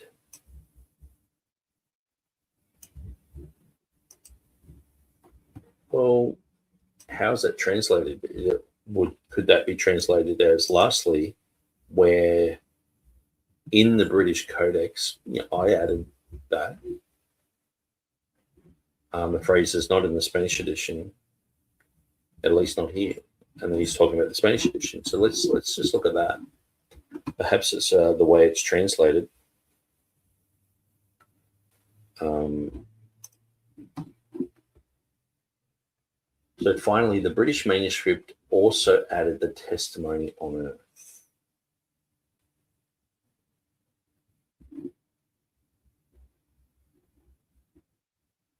Or is it finally to the British manuscript was also added? So anyway, I'm going to grab that section and I'm just going to ask ChatGPT to see if this is a possibility. It'll probably say yes and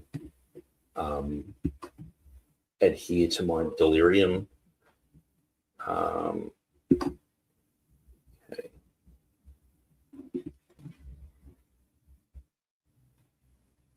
Hearing dogma,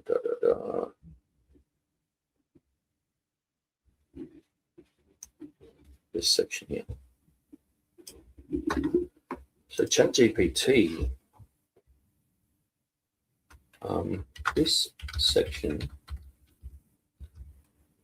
can it be translated in a way that Erasmus is actually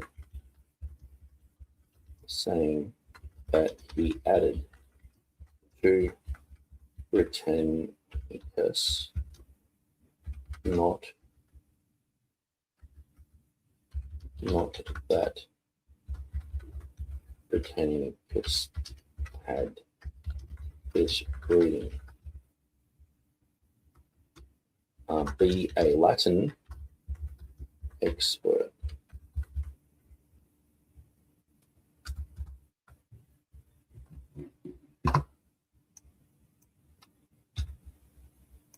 All right, let's see what ChatGPT comes up with here.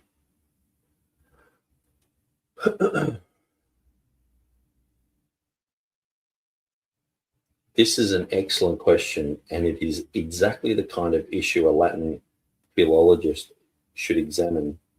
I think the answer is no, at least not naturally. Here's why. The sentence is, and he's got the Latin there, let's parse it carefully. The subject, adicebat, the final verb is adicebat, was adding or added, contained in addition. The subject is Britannicum, shorthand for Exemplar Britannicum, the British manuscript. Although, throughout the preceding sentences, Erasmus has the same construction the British manuscript had, then the Spanish edition has. Now he switches the verb, and it says literally the British manuscript also added. That is perfectly parallel to the preceding comparisons. Could this mean I added? No. If Erasmus were referring to his own editorial action, Latin would normally require something like I added, or it was added by me, or I added in my edition. There is nothing like that here. The grammatical subject is unmistakably Britannicum. The comparison structure, notice the sequence. Britannicum had, the Spanish had, Britannicum had, the Spanish had, Britannicum also added, the Spanish did not. Every sentence in comparing two textual witnesses, not Erasmus's own editions. Then it has quod non addebatur. This is important. The relative clause, which means which was not added. The passive verb has no expressed agent. The understood comparison is which was not added here, namely in the Spanish edition. Then Erasmus clarifies that is in the Spanish edition alone. Again, the comparison between Britannicus and the Complutensian, not between Erasmus and the Complutensian. Could there be another interpretation? There is one slight ambiguity, not about who added it, but what added means. When Erasmus says Britannicum adicibit, he does not necessarily mean that a scribe consciously inserted those words. He's simply describing the text as transmitted. The British manuscript included, or the British manuscript further contained. It is a common way for Renaissance humanists to describe textual variants. Wow, maybe it's a marginal footnote. Interesting. So I'd translate it, finally, the British manuscript also included, after the earthly testimony, the words Administria 1, whereas the words were not included in the Spanish edition. Maybe it had a footnote there saying that, or it's a commentary of some sort. I actually think included is better than added in the modern English, because added can imply a judgment about interpolation that Erasmus is not yet making. Does this help the theory that Erasmus himself inserted the phrase into Britannicus? In my judgment, no. Purely on grammatical grounds, I don't think this sentence can bear that interpretation. If you wanted to argue that Erasmus himself altered the text of Britannicus, you would need evidence outside this sentence. For example, the history of the manuscript, whether Erasmus had access. So you need the whole history of Erasmus, which is mostly spin. And it's like, yeah, it's never going to give you the right answer. But this sentence itself is describing the contents of the manuscript Erasmus as Erasmus understood them. One point is worth exploring. There is another phrase in this section that has attracted much less attention and may be more promising. And then it has, if I'm not mistaken, the Spaniards followed a manuscript obtained from the same library. This is exactly what I was saying before. The sentence raises fascinating questions about what Erasmus believed regarding the source of the Complutensian Greek exemplars. And it has implications for his understanding of the relationship between the British manuscript and the Complutensian. In my view, that line offers a much stronger avenue for original research than trying to reinterpret Britannicum adicibit against its natural grammar. Okay. But let me just go back to how it is translated here. So ChatGPT was saying this is a possible reading, which could be, first of all, the exemplar which the Spanish have followed, which, if I am not mistaken, they obtained from the very same library, differs from the British Codex in this respect, that here the articles are added hopater hologos toponuma, which were not given in the British Codex. Okay. Secondly, where the British Codex had oftoi or tres, the Spanish exemplar had kai or tres, and the same thing happens with the spirit, the water, and the blood in verse 8. Furthermore, where the British Codex has NSE, the Spanish edition gives ice to NSE. Then lastly, where the British Codex added, so ChatGPT is saying this added, he's saying, let me get that bit.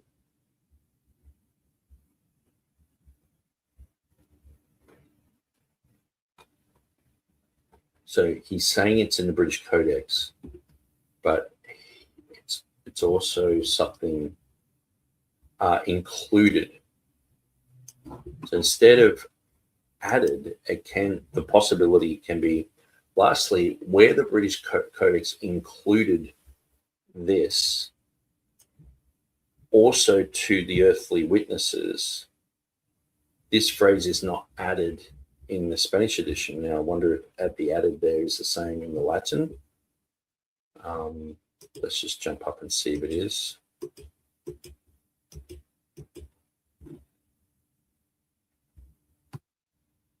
Okay. This word here. So that word is added saying it could be, it included that. It was not added in the Spanish one. Okay. So that could change things in a sense of where the British Codex included these words. And ChatGPT was saying that's a common way of saying, like, it's got this textual variant there.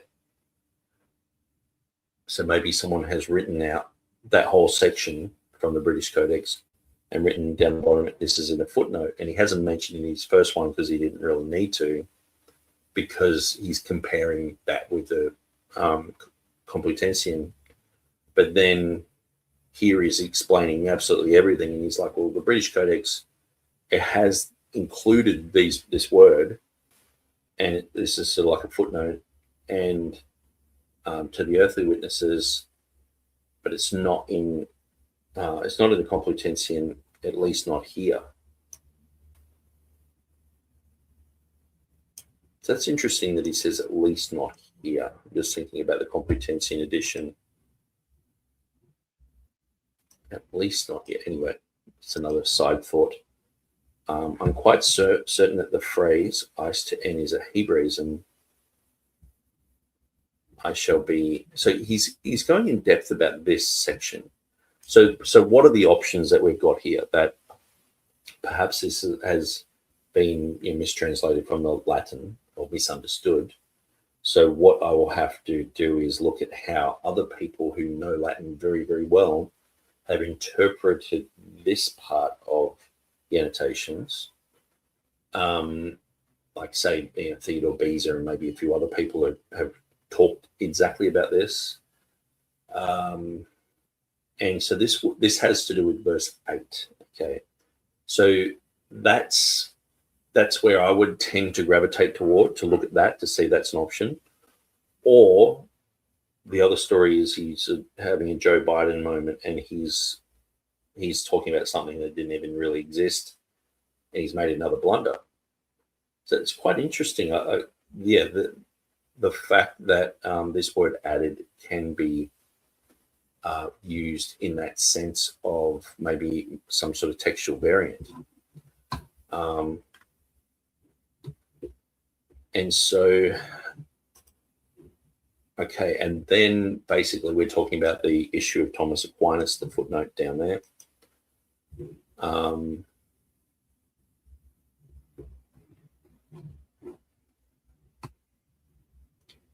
So Erasmus seemed to suggest that the reading in Montfortianus, which contained this apparent Hebraism, looked more trustworthy than that in the Complutensian edition, which lacks it. Okay, he's saying that, but he's being Joe Biden there at that time, tricking himself. And so anyway, so 2 Samuel 7:14 is the fourth footnote there, which is Hebraism. Okay, so it gives the exact verse of scripture.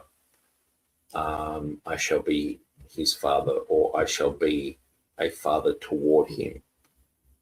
Okay, interesting. So he's relating it to that type of Hebrew language.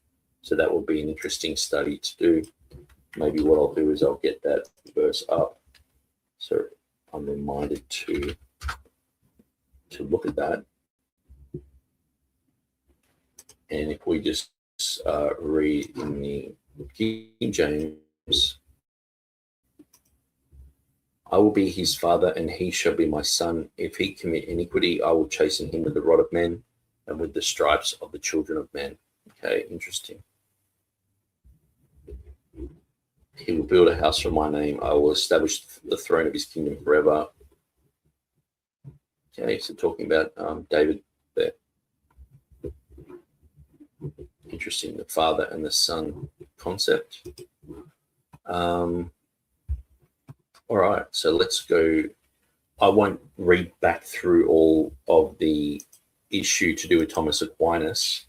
That seems like it's sort of like its whole study in itself, and I'm not that versed on it. I know the basics, but I'll just sort of skip over all that theological discussion. And it looks like there's not many issues brought up in the footnotes about all that, because it's mostly like a theological thing. And there's only a little bit of footnoting going on there. And so the last bit that we're going to read is this little chunk down here. So it says, it will torture the grammarians that the spirit, water, and blood. Now, I'm oftentimes wondering why people don't use the Oxford comma. Like, to me, this looks like spirit is standalone and water and blood are grouped together. Spirit, water, and blood, instead of spirit separate, water separate, and blood separate, you know. But anyway, that's just how some people write. It will torture the grammarians that the spirit, water, and blood are described by the phrases there are three and these are one, especially since the words spirit, water, and blood are grammatically neuter in Greek. Indeed, the apostle pays more regard to the sense than to the words. And for three witnesses, as if they were three people, he substitutes three things, spirit, water, and blood. You use the same construction if you say the building is a witness to the type of builder you are. Okay, so he's talking about the grammatical issue there, that usually the spirit, water, and blood, they're neuter. But if you actually don't have the Father, Word, and Spirit there, these words, the genders should not be changed, but they are, which kind of proves that verse 7 belongs in there. If you haven't seen my work on Georgios Babiniotis, John 5:7.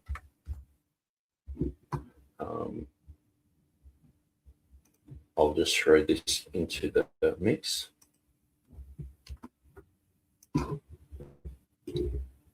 So Georgios Babiniotis, this is an article, Grammatical Evidence for the Authenticity of 1 John 5:7-8, vindicated by leading Greek linguists. And so the following was written by Nick Sayers, so that's me, who runs the Texas Receptus Academy page on Facebook. I'd like this info to spread far and wide, so I'm sharing it. That's the original post on Facebook. And then it basically talks about, we'll go down to this issue here. So the use of masculine gender and not neuter gender in 1 John 5:8. So it has kai tres esin oi maturantes en tege, tu pneuma, kai tu uda, kai tu aima, kai oi tres eis tu en esi. So this is linguistically justified on the pattern of syntactic parallelism, that is on the ground that it makes a pattern completely the same, a parallel in structure with that of 5:7. So the genders can change if there's that parallelism. And so if we have a 1 John 5:7 there, oti tres esin oi maturantes en tu uranu, opata hologos kai tu agion pneuma, kai otoi oi tres en esi. So it says here, for modern linguistic analysis, what is important is not the mere grammatical gender agreement rule. So that is important, but it is not as important. So which would lead to the usage of neuter gender. So that's when, this is what it should read. Kai tria esi ta Maturonta en tege, and it says, but the overruling schema of syntactic parallelism, which is much more stronger than a simple gender agreement rule. Conclusion, the issue we refer to has more to do with the linguistic style of the passage. It is a result of a stylistic section which is far beyond the usage of a grammatical syntactic rule that would lead to neuter gender, and which furthermore would eliminate verse 5.7. And then in another email that he sent to me, he said, I have given you my own linguistic explanation, which is to keep verse 5.7, which justifies verse 8. It is grammatical and mainly syntactic parallelism of these two verses. So here we have, world-leading expert in the Greek language, Georgios Babiniotis. Let me just show you who he is. Now, regulars would be tired of me showing this, but I've showed this many times. But for those who don't know, okay, we're going to Facebook, which is not always good. Okay, I don't know why it's going there. It shouldn't be going there. We should be going here. Copy that. I think he's just got the wrong link there. So this is Babiniotis' own page. Now, Babiniotis has written 6 dictionaries. He's written 200 articles on the Greek language, and most of those have been put into books. And so let's just go to English. Babiniotis dictionaries, modern school grammar for everyone, Macedonian studies. Okay, very interesting. Let's just look at his dictionaries. It's got a heap of them. I'll just see what appears. Now I'll go through some of these comments. Holy Streamguard says, it's obvious that the verse they remove is the original, and the second line about the spirit, the water, and the blood was a device John added to round out the theme. If you look to the early witnesses, it comes from Matthew 3:17, where Jesus is testified as the Son by the Holy Spirit descending, the voice of the Father, and the word he spoke from heaven. This is my Son, also in 2 Peter 1. Okay, that's interesting. It does say when he spoke from the cloud and said, this is my Son, hear him. Okay. Yeah, that's interesting. 2 Peter 1:9, the voice of the excellent glory, this is my Son, hear ye him, recalls the voice from heaven in the Transfiguration. This was a witness from heaven preached by the earthly church, which the greater witness of the prophets and the scripture and the Holy Spirit communion cup and baptism were the earthly witnesses. Okay. Thanks for your opinion there, Holy Stream Guard. So these are some of the dictionaries. So he's done 8 dictionaries now, so actually more. He's done 8, 9, 10, 11, maybe 10 dictionaries and 1 book on our language. It's an etymological dictionary. I actually have that one. It's amazing. Lexicons, there's so much work that he's done. And this guy is saying 1 John 5:7 should be there. And the arguments that we're making and saying, hey, look, what about the grammar rule? And we make a big deal about that, and most people disagree with it and say, it's not true, it's not even a solecism and all the rest of it. Babiniotis is like, yeah, that's sort of like nothing. It's like schoolboy stuff. Not saying it's unimportant. To us, it's very important. That's like our ceiling most of the time, where he's like, oh, yeah, that's my flaw. What about the syntactic parallelism? It's like, can you explain that? And it's like, this guy is like a legend with the Greek language, native Greek, probably the world's leading expert in the Greek language. He knows grammar. And so that you ask a grammarian about, like, people like James Knapp Jr., Barry Hofstadter, they were like, what does he know about the manuscript evidence and all this? And it's like, or he just hasn't been sucked in with all the anti-Erasmus stuff and all the other hoo-ha. He's just saying, okay, according to the grammar, here's my opinion. Yes, the grammatical issue that you're talking about, absolutely 100%, that's true. But the issue is this is a syntactic parallelism. These verses are in parallel, and that's a stronger evidence than just the grammar argument that you're using. So you already have a strong argument, but this is 10 times more stronger. Here you go. And then in another email, he's like, look, I've written to you telling you to keep 1 John 5:7. It justifies the reading in verse 8. And it's like, there you go. Why aren't critical text people listening to that?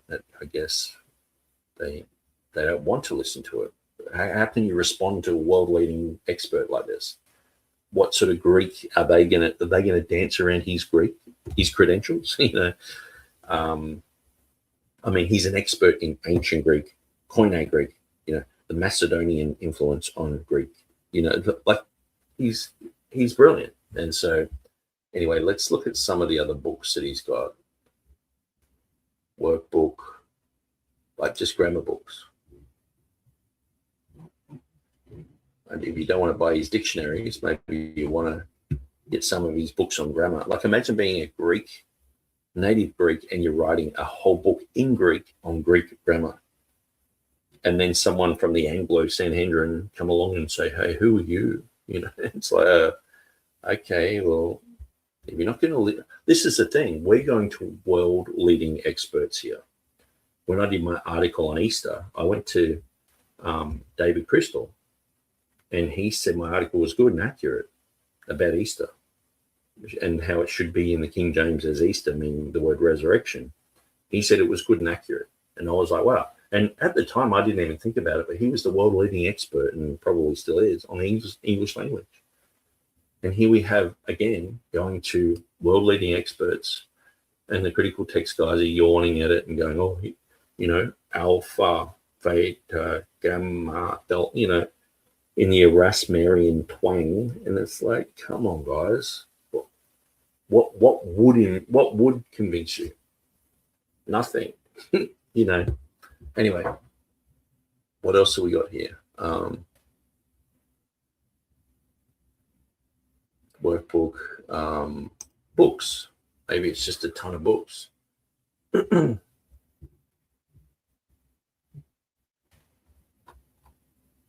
so while they're loading, I will just check a few other things. I think I had the Stunica page up, so I might quickly get that. 1 John 5:7. Let's go there.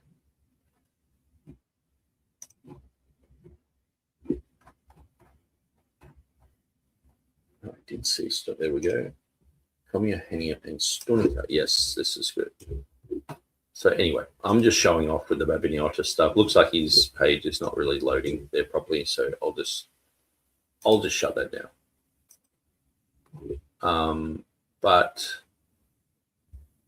And I'll shut that down as well.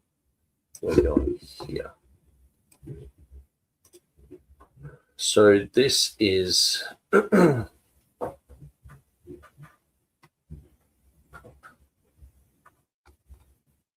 this is the writing of Stunica. So Stunica, he wrote to Erasmus, and this is in 1520.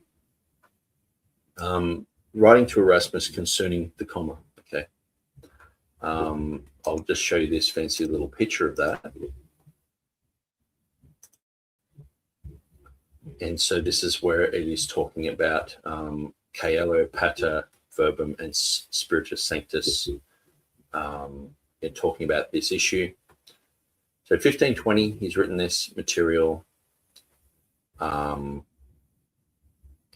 he clearly talks about Jerome and the Vulgate, etc.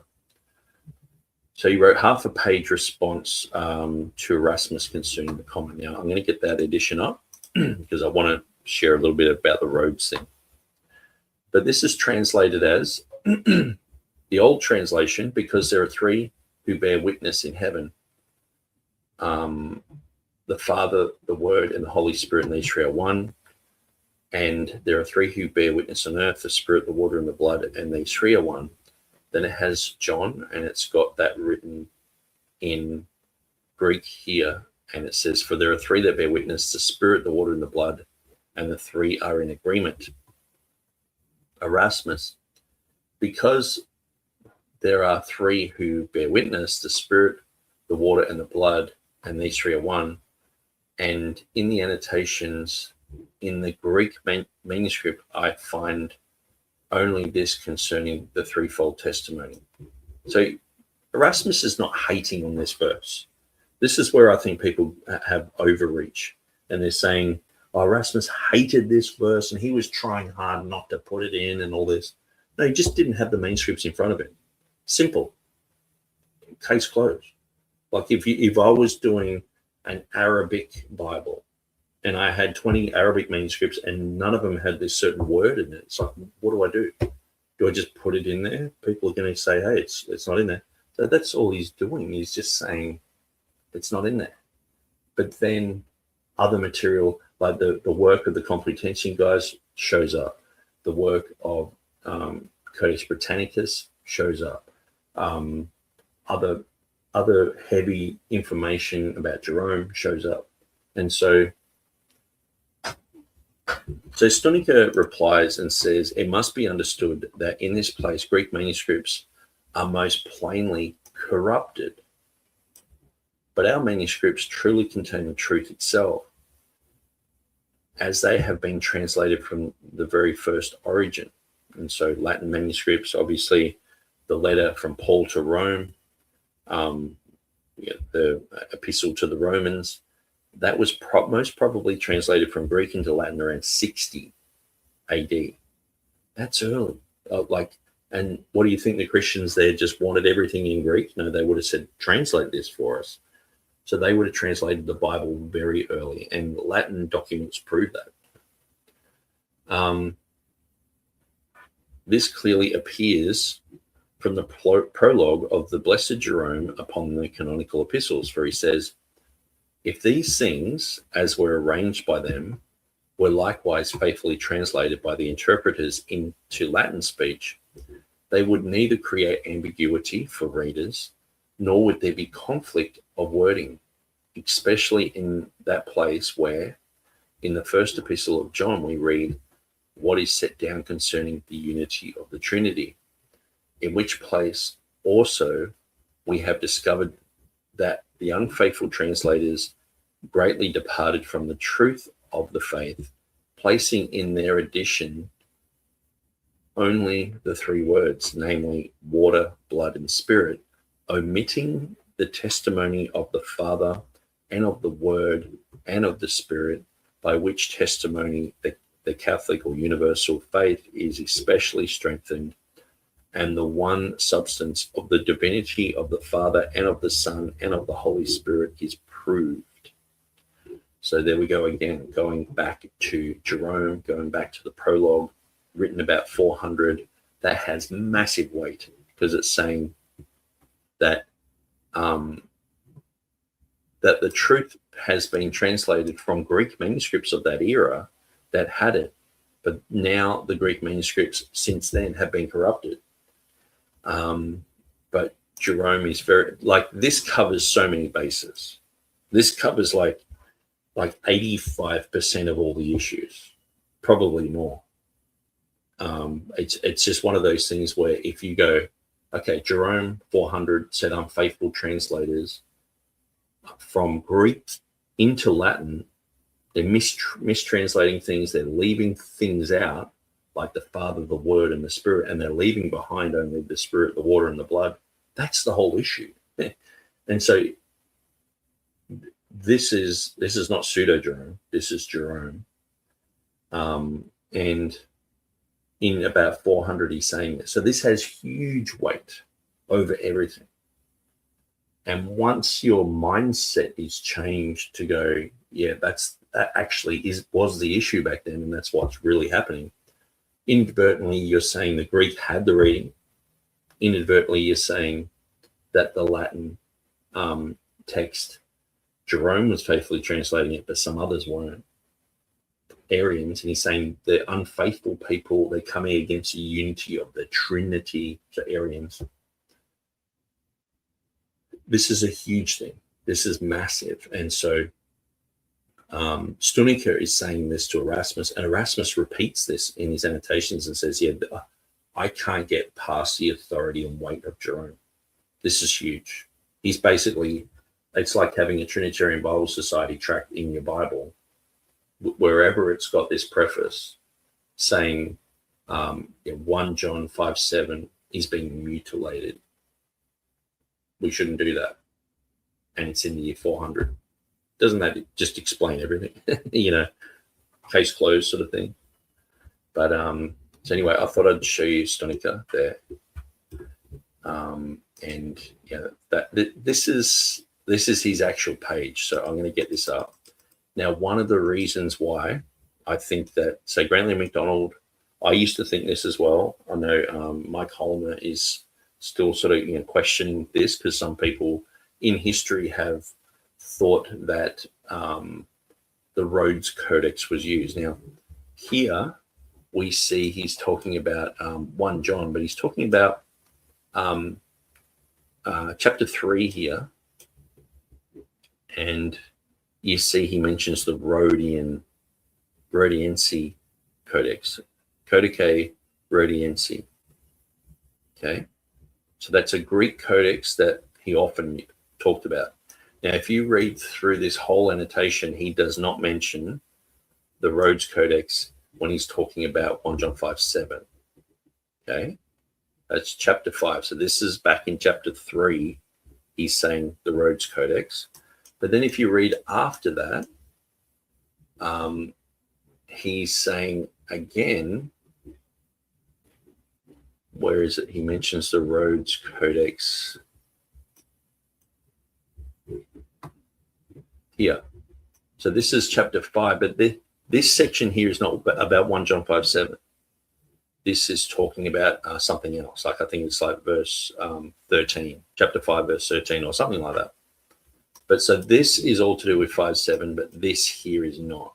So this is what I think people have done. They've gone, okay, this is all about John, 1 John, then not really knowing a lot of the Latin. They've gone, it says the Rhodes there, and then it says the Rhodes Codex here. So 1 John 5:7 is talking about the Rhodes Codex. That's what I see has happened. Because clearly he doesn't mention the Rhodes Codex when he's talking about 1 John 5:7. And also Erasmus in his own annotations, let me just get this back up. He is very clear here.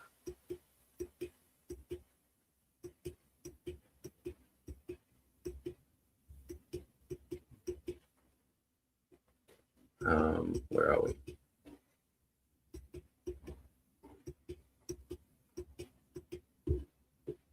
Here.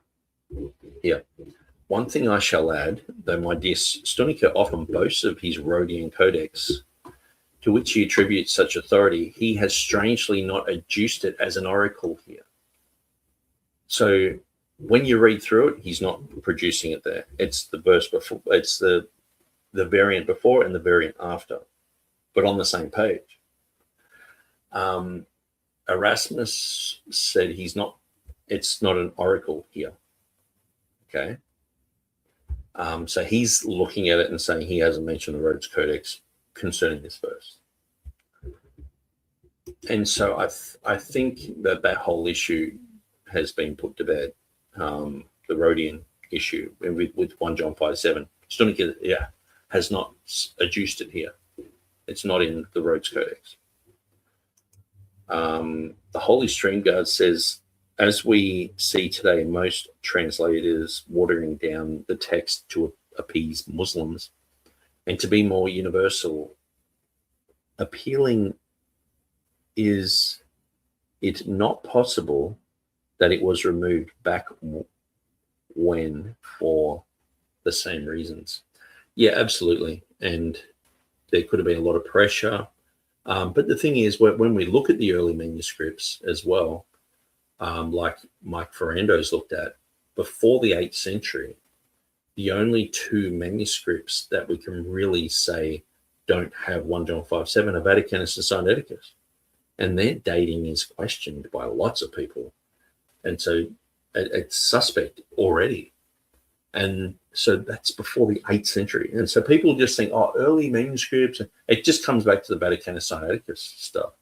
And obviously we know that there are problems with those. And so, but anyway, so we have reached the end of our reading of, sorry for all the clicky noise.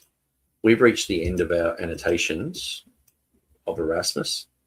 And so that last bit about the grammar. Now, what I might do is last time, what I've usually done is summarized a few things and answered a few questions that have been hanging around. And so what I'll do is I'll get Codex Britannicus, Codex Montfortianus, examine them exactly. I'll get the annotations of Erasmus and what he's saying here, and I'll put them side by side, and we'll look at exactly what's going on. I'll examine that Latin translation of added, or is it includes or added? I guess it does matter how Erasmus used that word in other places if he's talking about variation. And that's what I'll do in my next video. So thanks for joining us through these videos. I know that in my last probably 10 videos, I've just read stuff.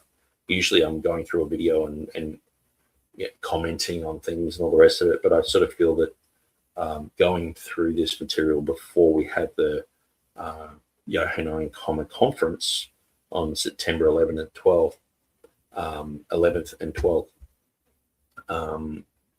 that going through this material is very helpful for me, and I guess for anyone else who's like interested in this type of thing. They can become refreshed on all this material. And sometimes people have never really thought about going through the annotations and seeing exactly what Erasmus himself said.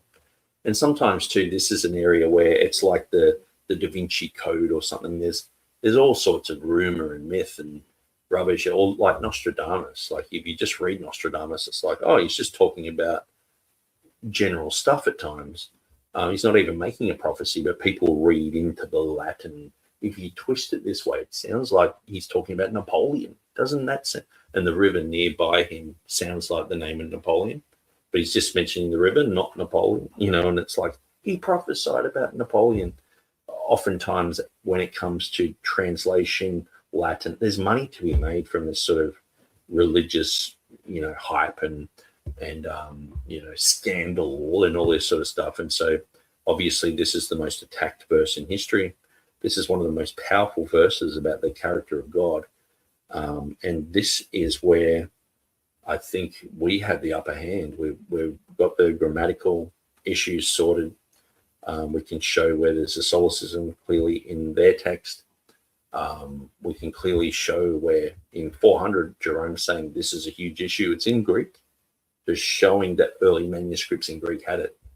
He's saying the issue that he was concerned about was it's unfaithfully translated into the Latin. So we do see that in the Latin, a small percentage of manuscripts ended up with that reading taken out, but the vast majority ended up with it in. But then the Greek was attacked from then on. And so obviously it's been omitted in most Greek manuscripts, but we do see a lot of early church writers talking about this. And so this is a very exciting topic. But like I said, I think we've got the upper hand. I think we've really, we're hitting home runs left, right, and center. But I'm glad to share this information with you. I'm glad that you guys are coming along on this journey. Thanks for your comments. Really appreciate it. And I'm about to pull the pin. It's been 4 hours and 26, and we'll see you again soon. So God bless you guys. Thanks for joining us.